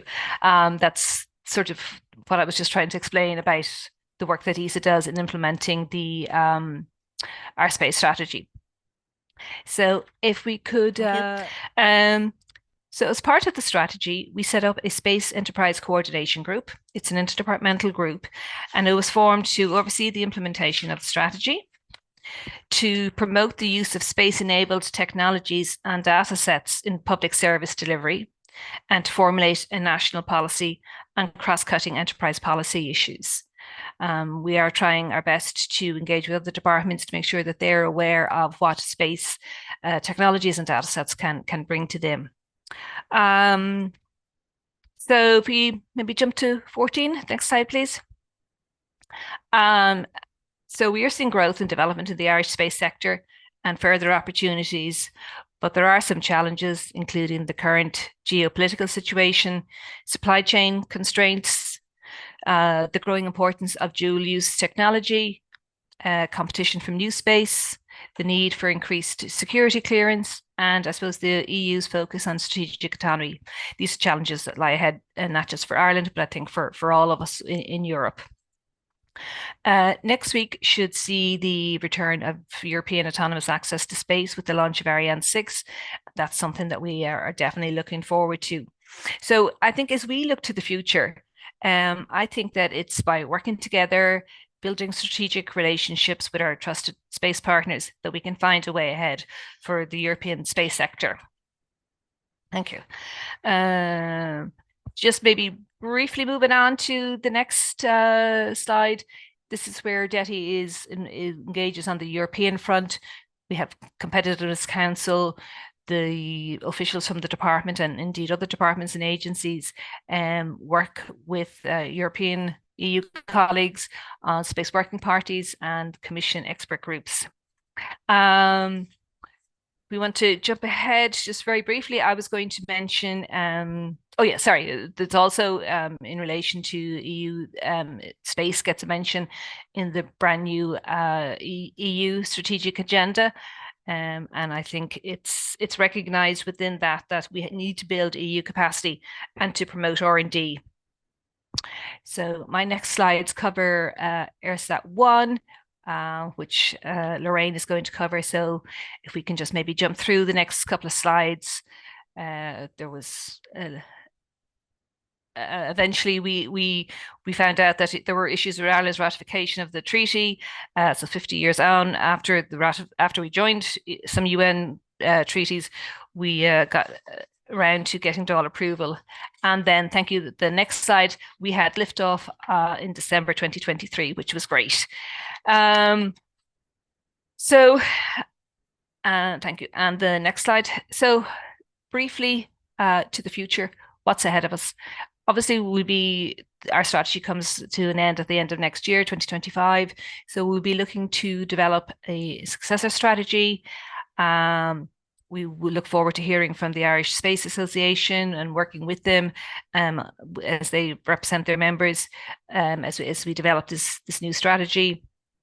We also have a new we'll have a CM25 at ESA level. So we have new commitments, funding commitments. So there'll be big decisions to be made in advance of that. Briefly on the EU front, we'll have the presidency in 2026. We'll also have possible proposed EU space law that's supposed to be based on 3 pillars: safety, resilience, and sustainability. And again, I would encourage the ISA and all the space active companies here to engage in a public consultation. We have the presidency in the second half, which we will expect to be engaging in the multi-financial framework. And finally, look, in the spirit of cooperation and collaboration, I hope that there are opportunities for our 2 countries and to work together, and for our companies to work and grow. As we say here, there's no strength without unity. So that's, I think, the way forward for us to work together. We very much support the engagement and look forward to the future. So thanks again to the French Embassy here, to EI, to Padraig, and to the Irish Space Association for organising this event. It's been very, very useful. Thank you. Thank you, Julia. And that was a wide breadth of content and activity that's going on. My congratulations to you on getting all that done spot on time, even 30 seconds within the limit. So thank you for that. So I'd invite you now to turn off your camera and mic. And instead, I would like to introduce Patricia Moore, the Secretary of the Irish Space Association. Patricia. Thanks, Padraig. Good morning, everybody. As Padraig said, my name is Patricia Moore, and I'm with the Irish Space Association. And we're a brand new organisation, and we received our mandate to form last year, but we're still finding our feet. And it's great to see so many more established industry associations on the call here today. And we're keen to learn from our nearest, our neighbours, in this regard. And it's great to connect again with some of you. So while we are a brand new organisation, Ireland actually has a very rich space history. If you go to the next slide, please. And I know Julia spoke about some of the events that are more recent, but actually, if you go back as far as 3200 BC, a very famous passage grave that was built in Ireland, in Newgrange, in the Boyne Valley, not far from here, and you can see a picture of it in the background. In fact, it tracks the winter solstice and is arguably the world's oldest observatory. So Ireland actually has a very rich heritage in its interest in space and space activities. In 1843, Dublin-born William Rowan Hamilton discovered the mathematics for movement in 3D space quaternions. And he actually inscribed his equations on a bridge that is just down the road from where I'm sitting here in Dublin today. And you can still see them there today. In 1845, Leviathan was the world's largest telescope and was held at Birr Castle, and actually remained the world's largest telescope for quite a number of years, over 70 years, until 1917. In 1975, Ireland became a founding member of the European Space Agency, which I suppose really started to put us on the map as a player in space in some way. And in 2019, we had the launch of our first ever national space strategy for enterprise. And in 2023, as Lorraine will discuss it shortly, Ireland launched its first satellite. So while we're, a relatively developing space economy, I know we're near as developed and established as the space economy in France, and we do have actually a very rich heritage in space, and we're keen to grow the space economy here in Ireland. Next slide, please. And just to give you a kind of a flavour of the growth in Irish space activities over the last number of years, Enterprise Ireland produce these beautiful reports every year, and I'd encourage you to read them if you're interested in learning more about the companies involved in the Irish space sector here. And each year they track how many companies have availed of ESA funding. And you can see over the last decade or so that there's been a steady increase in the number of companies engaged in ESA activities in Ireland. And I've tried to take a kind of geographic distribution of those across the island, and you can see that there's clusters developing in places like Galway, Dublin and Cork. So the darker colours on the map of Ireland represent the geographic kind of clustering of those companies. But we decided last year that actually we kind of reached a critical mass almost in the sector to warrant the association that we formed. And we gathered, next slide please. We gathered in Enterprise Ireland's headquarters in April of last year to discuss with the community and invited stakeholders from the industry to discuss whether there was a need for an Irish Space Industry Association, and there was a resounding yes. So we took that as our remit to set up the association and to form it.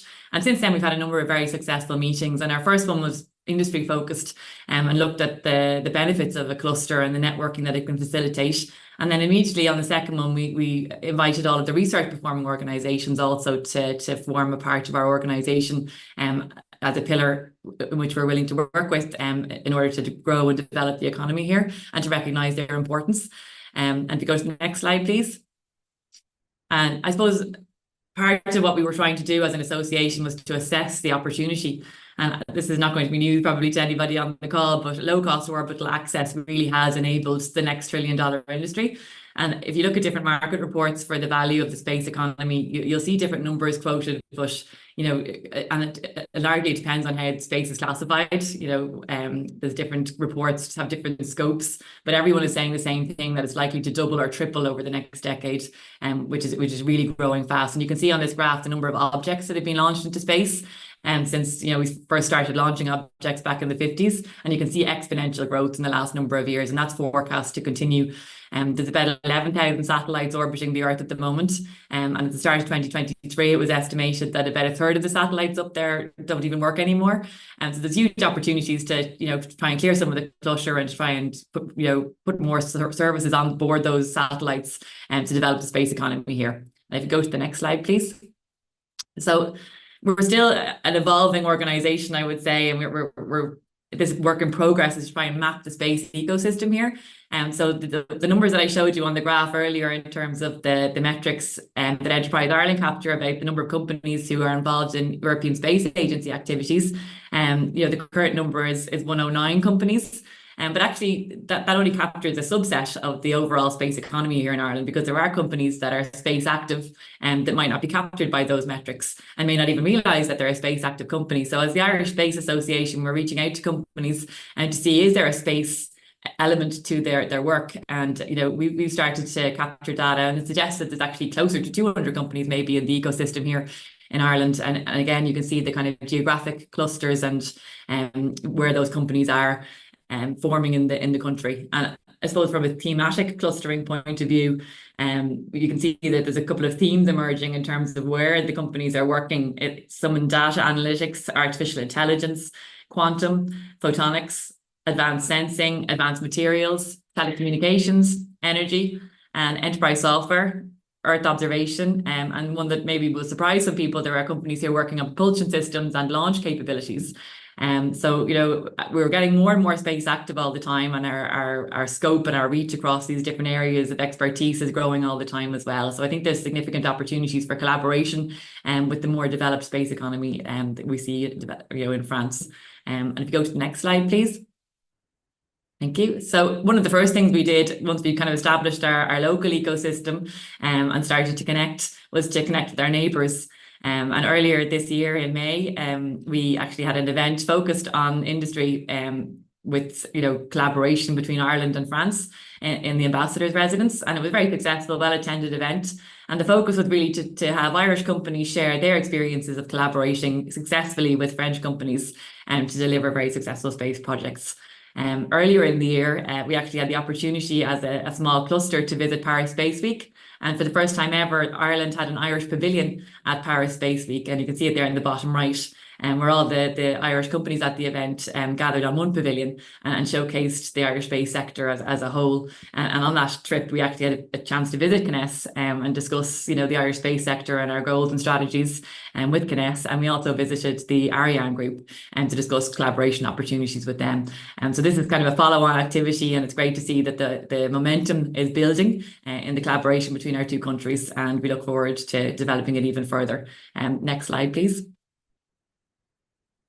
So one thing I just thought would be interesting to do would be to look at the relative contributions towards ESA and per capita by country. It's one thing to look at the actual contributions, but the contributions per capita are always interesting.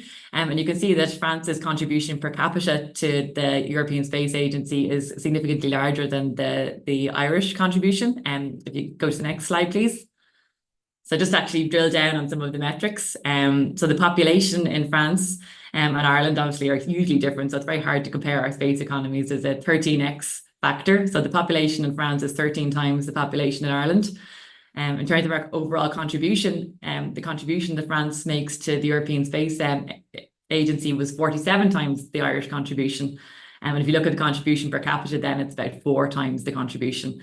But just another interesting thing, there was a report done in 2020 analysing the space sector in France, and that suggested that there was 1,704 individual companies associated with the space sector. I couldn't find a more recent figure than that, so I took Enterprise Ireland's figure of 85 for the same year just to compare what the ratio of companies looks like in the two countries. And actually, there's 20 times the number of companies in France operating in the space sector than Ireland, which probably give you an idea of the scale of those companies. And then just looking at the companies per million capita, you can see that Ireland actually had 1.5, or France is 1.5 times the size of the Irish in terms of the number of companies.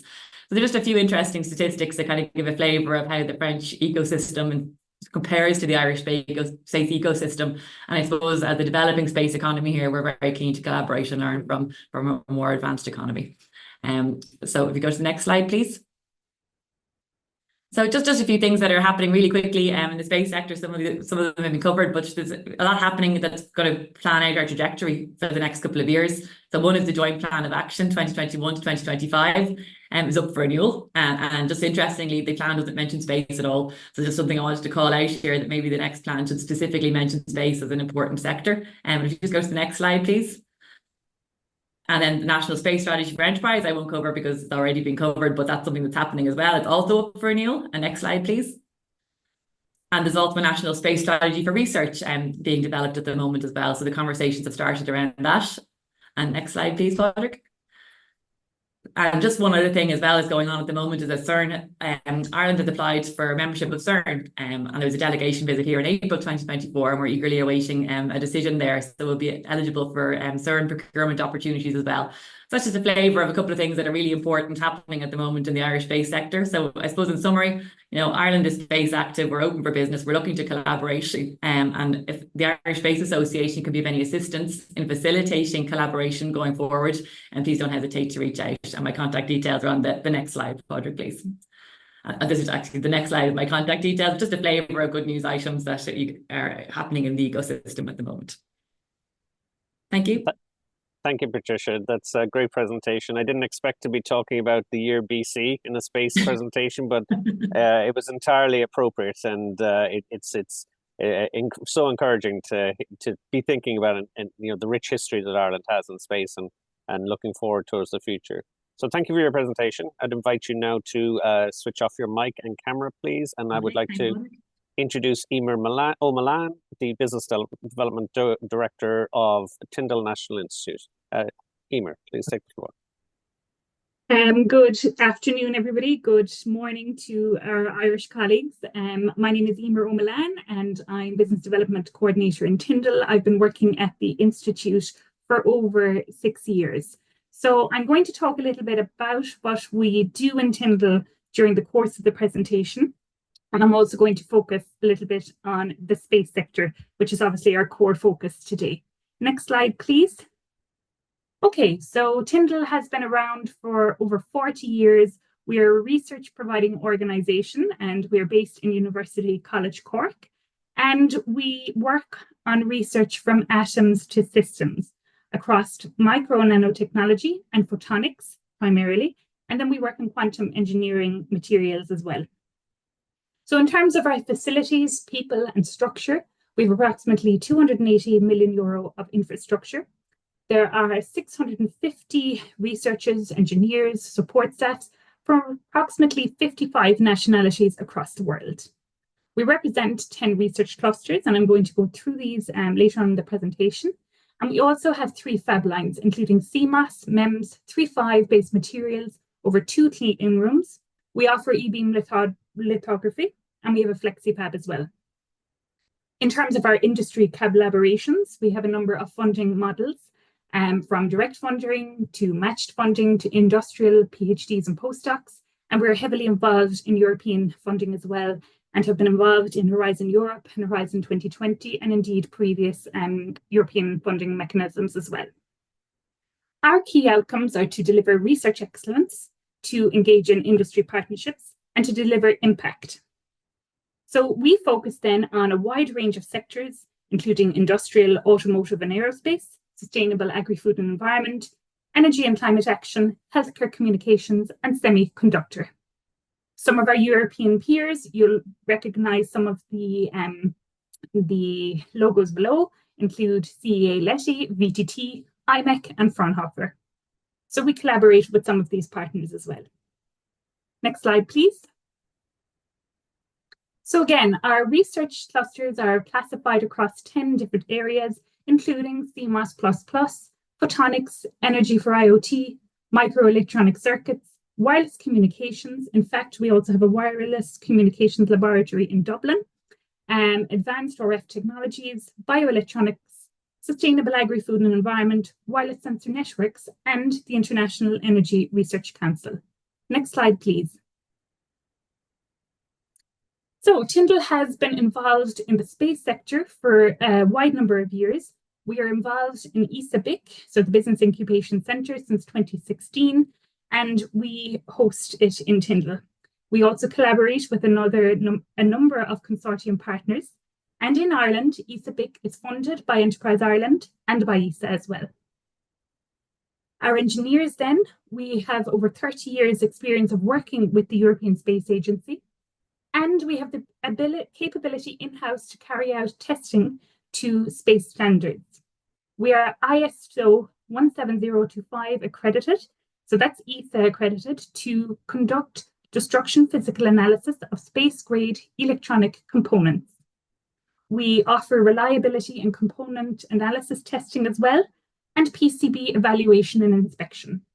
So typically, companies engage with us to carry out reliability and evaluation testing using some of the equipment that we have in-house. So that has been working quite successfully for us for over 30 years. The next slide, please. Okay, so I'm going to talk a little bit about our packaging and reliability testing team. So again, this comprises of experienced engineers. We have a fully equipped environmental reliability test laboratory, whereby we can conduct non-destructive and destructive component analysis techniques. And we work with ISA industry clients in the telecoms, automotive, and medical sectors. And I'm delighted to see that some of the ISA-BIC companies that we work with are on the call as well with us today. Next slide, please. So reliability test capabilities. I won't go through this list in complete detail, but you can see here for yourselves the type of testing that we can carry out in-house. So again, our turnaround times are typically quite quick. A company sends us in an inquiry, the research team will assess it, and then typically a company will submit a purchase order, we will engage the work, and we will deliver a report, etc. afterwards. So we're certainly always interested to hear from new companies who may wish to engage with us, and we're open kind of for collaboration opportunities in this regard. So again, the next slide, please. So again, we have component analysis, X-ray and CT scan in-house. And again, you can see here for yourselves the type of outputs that can be generated. The next slide here, please. Okay, component analysis then, we can do optical and electrical electron microscopy, real-time X-ray, EDX, SIMS, FTIR testing, scanning acoustic microscopy, microsectioning, decapsulation, hull shear strength testing, and solderability. So again, we always invite companies to inquire with us in terms of testing reliability, testing that they may need to engage in. And we will always check then to see if we can deliver and if we can assist. And if indeed we can't assist, we will always kind of work through our network and recommend alternative partners with whom a company could engage. But first and foremost, we will always try and conduct the testing required ourselves. Next slide, please. So again, we offer component analysis, 3D optical imaging, and these include some of the equipment then that we have here as well. So we do large depth of focus images, composite image taken at multiple focal points, magnification range, tilt 0 degrees to 90 degrees, and motorized stage. And here are some of the imagery as well that gives an example of the work that we can do. Next slide, please. So again, our component analysis equipment has a wide range of features offering scanning acoustic microscope, sonoscan, wide frequency range, reflection mode, and through scan imaging, auto detection and delamination and voiding, extensive image processing capabilities, direct feature measurement capability, and non-destructive to the sample as well. Next slide, please. So finally, I've included a link here, which you can click on afterwards. And if you go onto it, you can see some of the labs and facilities that we have in-house and some of the equipment that we have as well. So without further ado, merci à tous.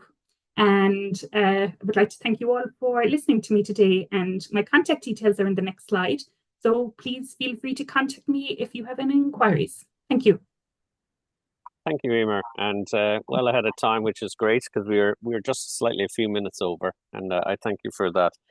So next up is the director of C-Space, the UCD Centre for Space Research in Dublin.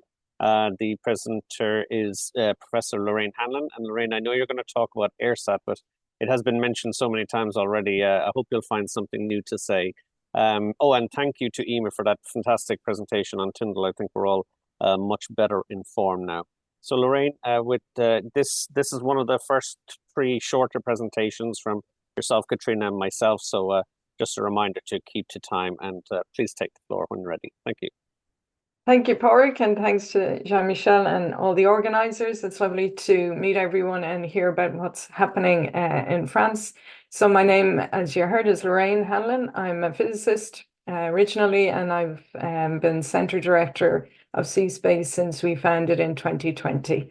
UCD is Ireland's largest university. We have about 38,000 students and a research income annually of about 120 million euro. Next slide, please. So our mission when we founded was really based on a lot of our research having a space connection over many decades. And we wanted to grow the space angle, the interdisciplinarity of it across science and engineering in particular. Also to be a front end really to all the education and training related to space, and basically become a national resource and build collaborative opportunities. And then more or less by accident, we evolved to also support some space policy aspects, primarily, as you heard earlier, on AirSat-1. Next slide, please. So just briefly, it's been mentioned by a couple of the speakers earlier that they have space-related activities in training and education. So to highlight, we really across mainstream engineering and sciences, we have undergraduate and graduate up to PhD, but also our taught masters in space science and technology, which is the only one in Ireland that's really industry focused curriculum, space industry in particular, and also very hands-on and practice-based. And as part of that master's, we have 12-week internships where students go to agencies or research groups, and we're always keen to broaden our network of partners there. And we're also supporting the space industry skill nets here in Ireland with short courses and micro-credentials. Next slide, please. So our current research themes, and these are being refreshed at the moment, but really broad across Earth observation, astrophysics, nanosats, payloads, gamma ray detection, materials, and dynamics and control. And I'll just highlight a couple of projects. And I can talk about things other than AirSat, so I'm happy to talk about those as well. Next slide. So, of course, I have to mention AirSat. It's a 2U CubeSat, which we launched last December after 6 years of development. It was launched on Falcon 9. And although it was COTS components for things like the solar panels and the structure and the onboard computer, we did develop in-house experiments for gamma ray astronomy, for control systems and materials, and also a deployable antenna. And we were very pleased to be able to fly technology from 4 Irish companies. And we implemented AirSat through the Flyer satellite program. Next slide, please. So I want to highlight a key Earth observation project that C-Space is supporting, and this is called Cameo. It's a large government and industry co-funded disruptive technologies innovation fund project, just coming to its end at the end of this year, and led out of computer science, and really focusing on making Earth observation data usable and the analytics to support the interpretation of that data usable to non-specialist end users across different domains, with Cameo focusing on ag, marine, forestry, and climate. Next slide, please. And a more recent DTIF funded project, which has just kicked off in March this year, and led by David McKeown in mechanical engineering, is called the National Space Subsystems and Payloads Initiative. And this is more looking at the capability for really collaborating strongly with industry to build space hardware, focusing on optical comms, smart satellites, onboard AI, and also then modeling and accelerating the development and testing of those payloads and subsystems. Next slide. That was a very quick 5-minute part. So really to highlight the French-Irish cooperation, I would just like to flag to you this project we've been doing, supported by CNES and their Stratoscience program in 23 and 24 with our colleagues in Paris. It's called ComCube, so it's building on our GMOD heritage, but now doing a more complex Compton telescope, and that's been on a TRL raising journey for the last few years, and we've been able to fly a prototype last year from Timmins, and then this week just recovered a second generation version from the northern snowy wastes of Canada, and you see it there in the bottom right. And next slide. And to finish, then we've also tried to develop a new concept where we would take this ComCube but have a constellation or a swarm of them for sky monitoring and high energy astrophysics, and that's with our colleagues in IGC Lab in Paris and AEC Clyde Space. And we're really thrilled to win the ESA Sysnova Challenge in April this year, which allows a CDF study that's currently underway and hopefully a 9-month phase A to begin later this year. Next slide, and that's me done. Thank you. Thank you, Lorraine, and my congratulations again on AirSat, but also on Sysnova and all the other activities. It's just so heartening to see all the fantastic stuff that is going on at UCD and C-Space. So well Thank you done, so much. and well done on keeping pretty close to time as well. So our second academic speaker today is Professor Katrina Jackman from DIAS. And Katrina, please start whenever you're ready. Sure. Hi, everybody. So I'm Katrina Jackman from the Dublin Institute for Advanced Studies, and I just wanted to give you some brief highlights of some of the space and astronomy activities that we have. Next slide, please. But before I talk only about DIAS-centric activities, I wanted to show you this map, which is lots of the space active institutes, research institutes and universities throughout the Republic of Ireland. And you can see there's quite a few of us clustered and near the Dublin area, but we do have national coverage. So we have, Galway, Limerick, Cork, etc., and Athlone right in the middle there. And across all of those institutes in Ireland, we have a breadth and depth of engagement with ESA and NASA and many, many French collaborators. And we're an accessible size community for consultation on things like the national strategy, which we're currently working on an academic branch of that. Next slide, please. Okay. So there are two very busy graphics on the left, but they are which show some of the ESA fleet of solar system explorers and cosmic observers. And in the Irish research community, we have activity across so many of these different aspects. Today, I want to highlight DIAS leadership in 3 areas. So I'm going to start with solar physics on the next slide, please. Okay, so in the realm of solar physics, at DIAS, we are co-investigators on the Solar Telescope Imaging X-rays instrument called STIX. You can see a blowout of it on the top right here. And this is on the medium-class solar orbiter mission. And this activity is thanks to 10 years of PRODEX funding through ESA and many, many, many collaborations across France on the Solar Orbiter project. As well as that project, we also lead many international space weather monitoring tools, and these feed into the recent national risk assessment exercise. So quantifying the potentially dramatic impact that extreme space weather can have on our technological infrastructure. And so there's opportunity to collaborate with companies in that area. Next slide, please. Moving from the sun out into the solar system, planetary science is really my area. So I lead the planetary science group at DIAS. And we have involvements in many, many missions, but here I want to focus on Jupiter. So we are co-Is and associate scientists on the JUICE mission. So many of you may have seen the launch in April of last year. This is an L-class mission on its way to Jupiter. It's going to get there in 2031. We're involved in the RPWI, which is the radio instrument, and PEP, which is a plasma instrument. And we do things which include model the conditions for habitability on outer solar system moons, so moons like Ganymede. And we want to use JUICE to quantify, for example, the salinity or the saltiness of any subsurface ocean at Ganymede. But we also do a lot of work on spacecraft charging. So these blue traces on the top right are showing that the pathways of charged particles in the vicinity of the JUICE spacecraft. And so our work on this is to allow us to have the highest fidelity plasma measurements possible.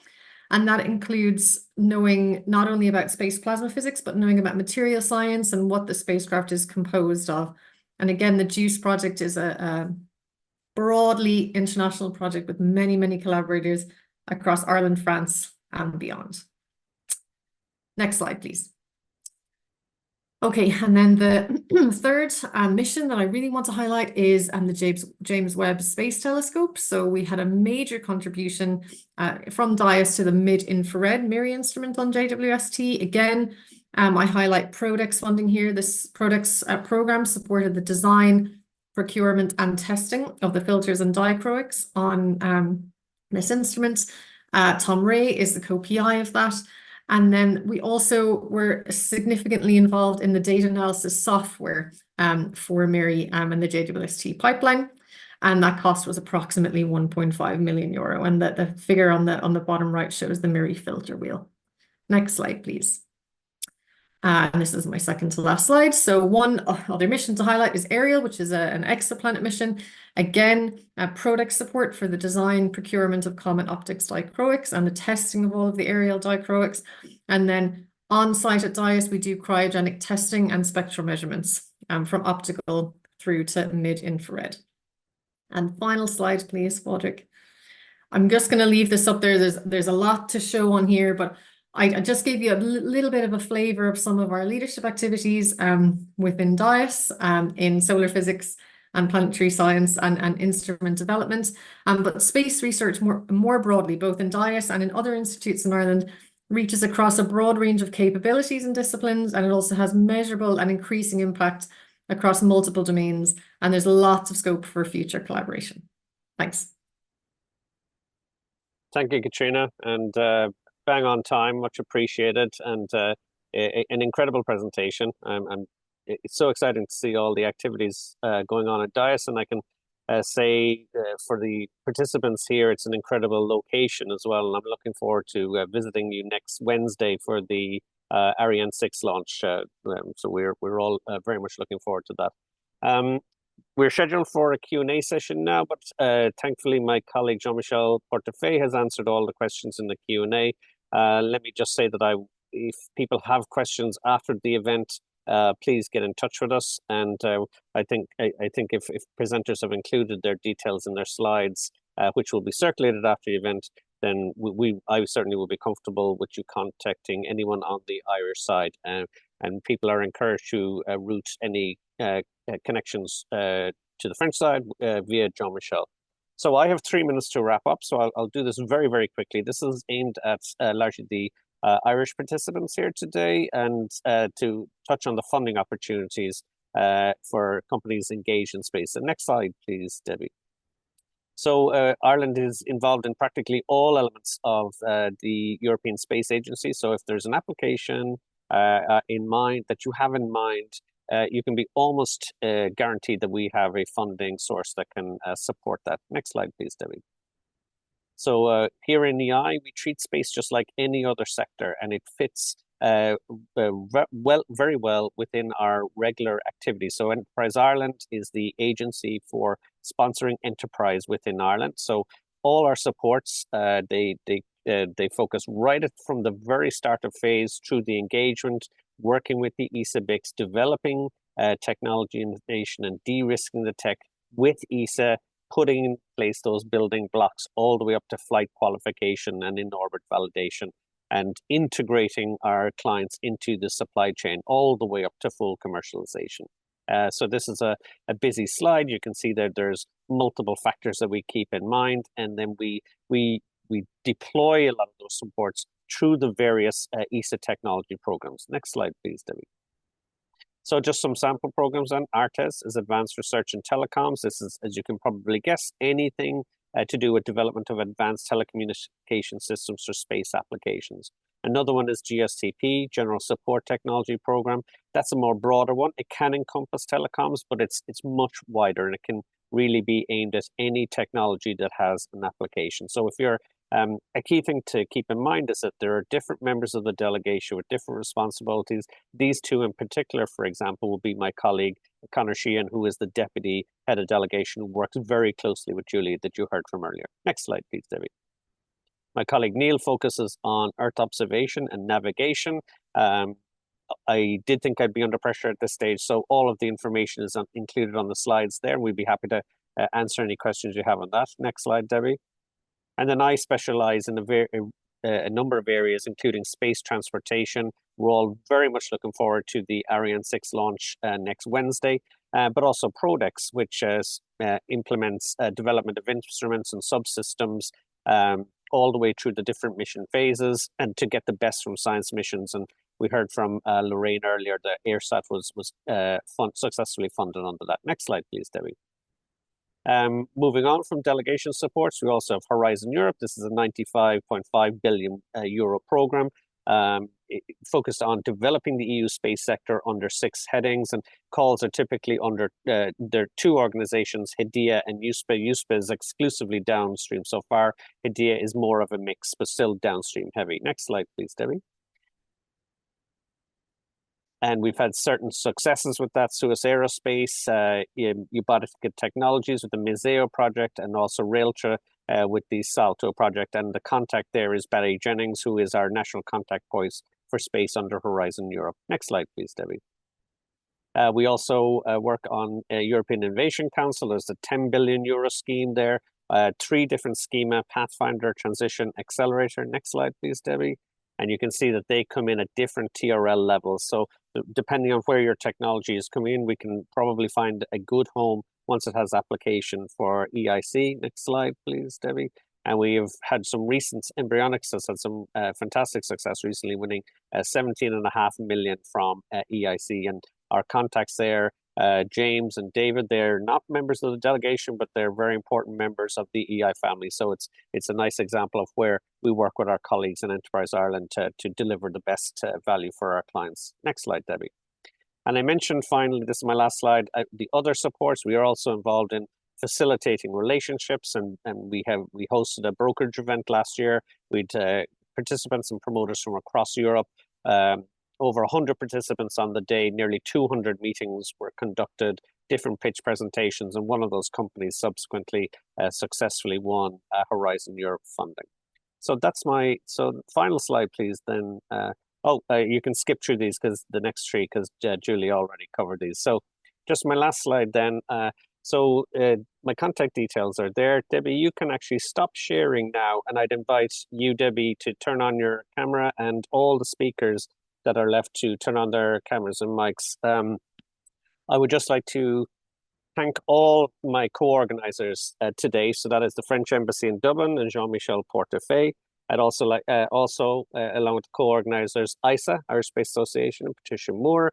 And then finally, my colleagues here in Enterprise Ireland, we had the two Davids and technical support, Debbie, who was moving the slides along, and Lambert as well, our market advisor in France. I'd also like to thank all the presenters. You guys did an incredible job keeping the time. I'm really impressed with that, and incredible content today. And I hope it spurs many conversations and collaborations between France and Ireland in the future. And then finally, to the participants who are still with us, I hope you found the event rewarding and valuable. We will be sending out a survey, a link to all participants after the meeting, and we would welcome your feedback. There'll also be a link to where you can obtain the slides from us once we have that ready. And there'll be a link to where the video of the event will be hosted for a defined period of time. And I would encourage you all to respond to that. So thank you to everyone who attended. Thank you to the presenters. And I look forward to long and fruitful relationships into the future. Bye-bye. Thank you. Bye. Bye. Thank you very much. Bye. Thank you.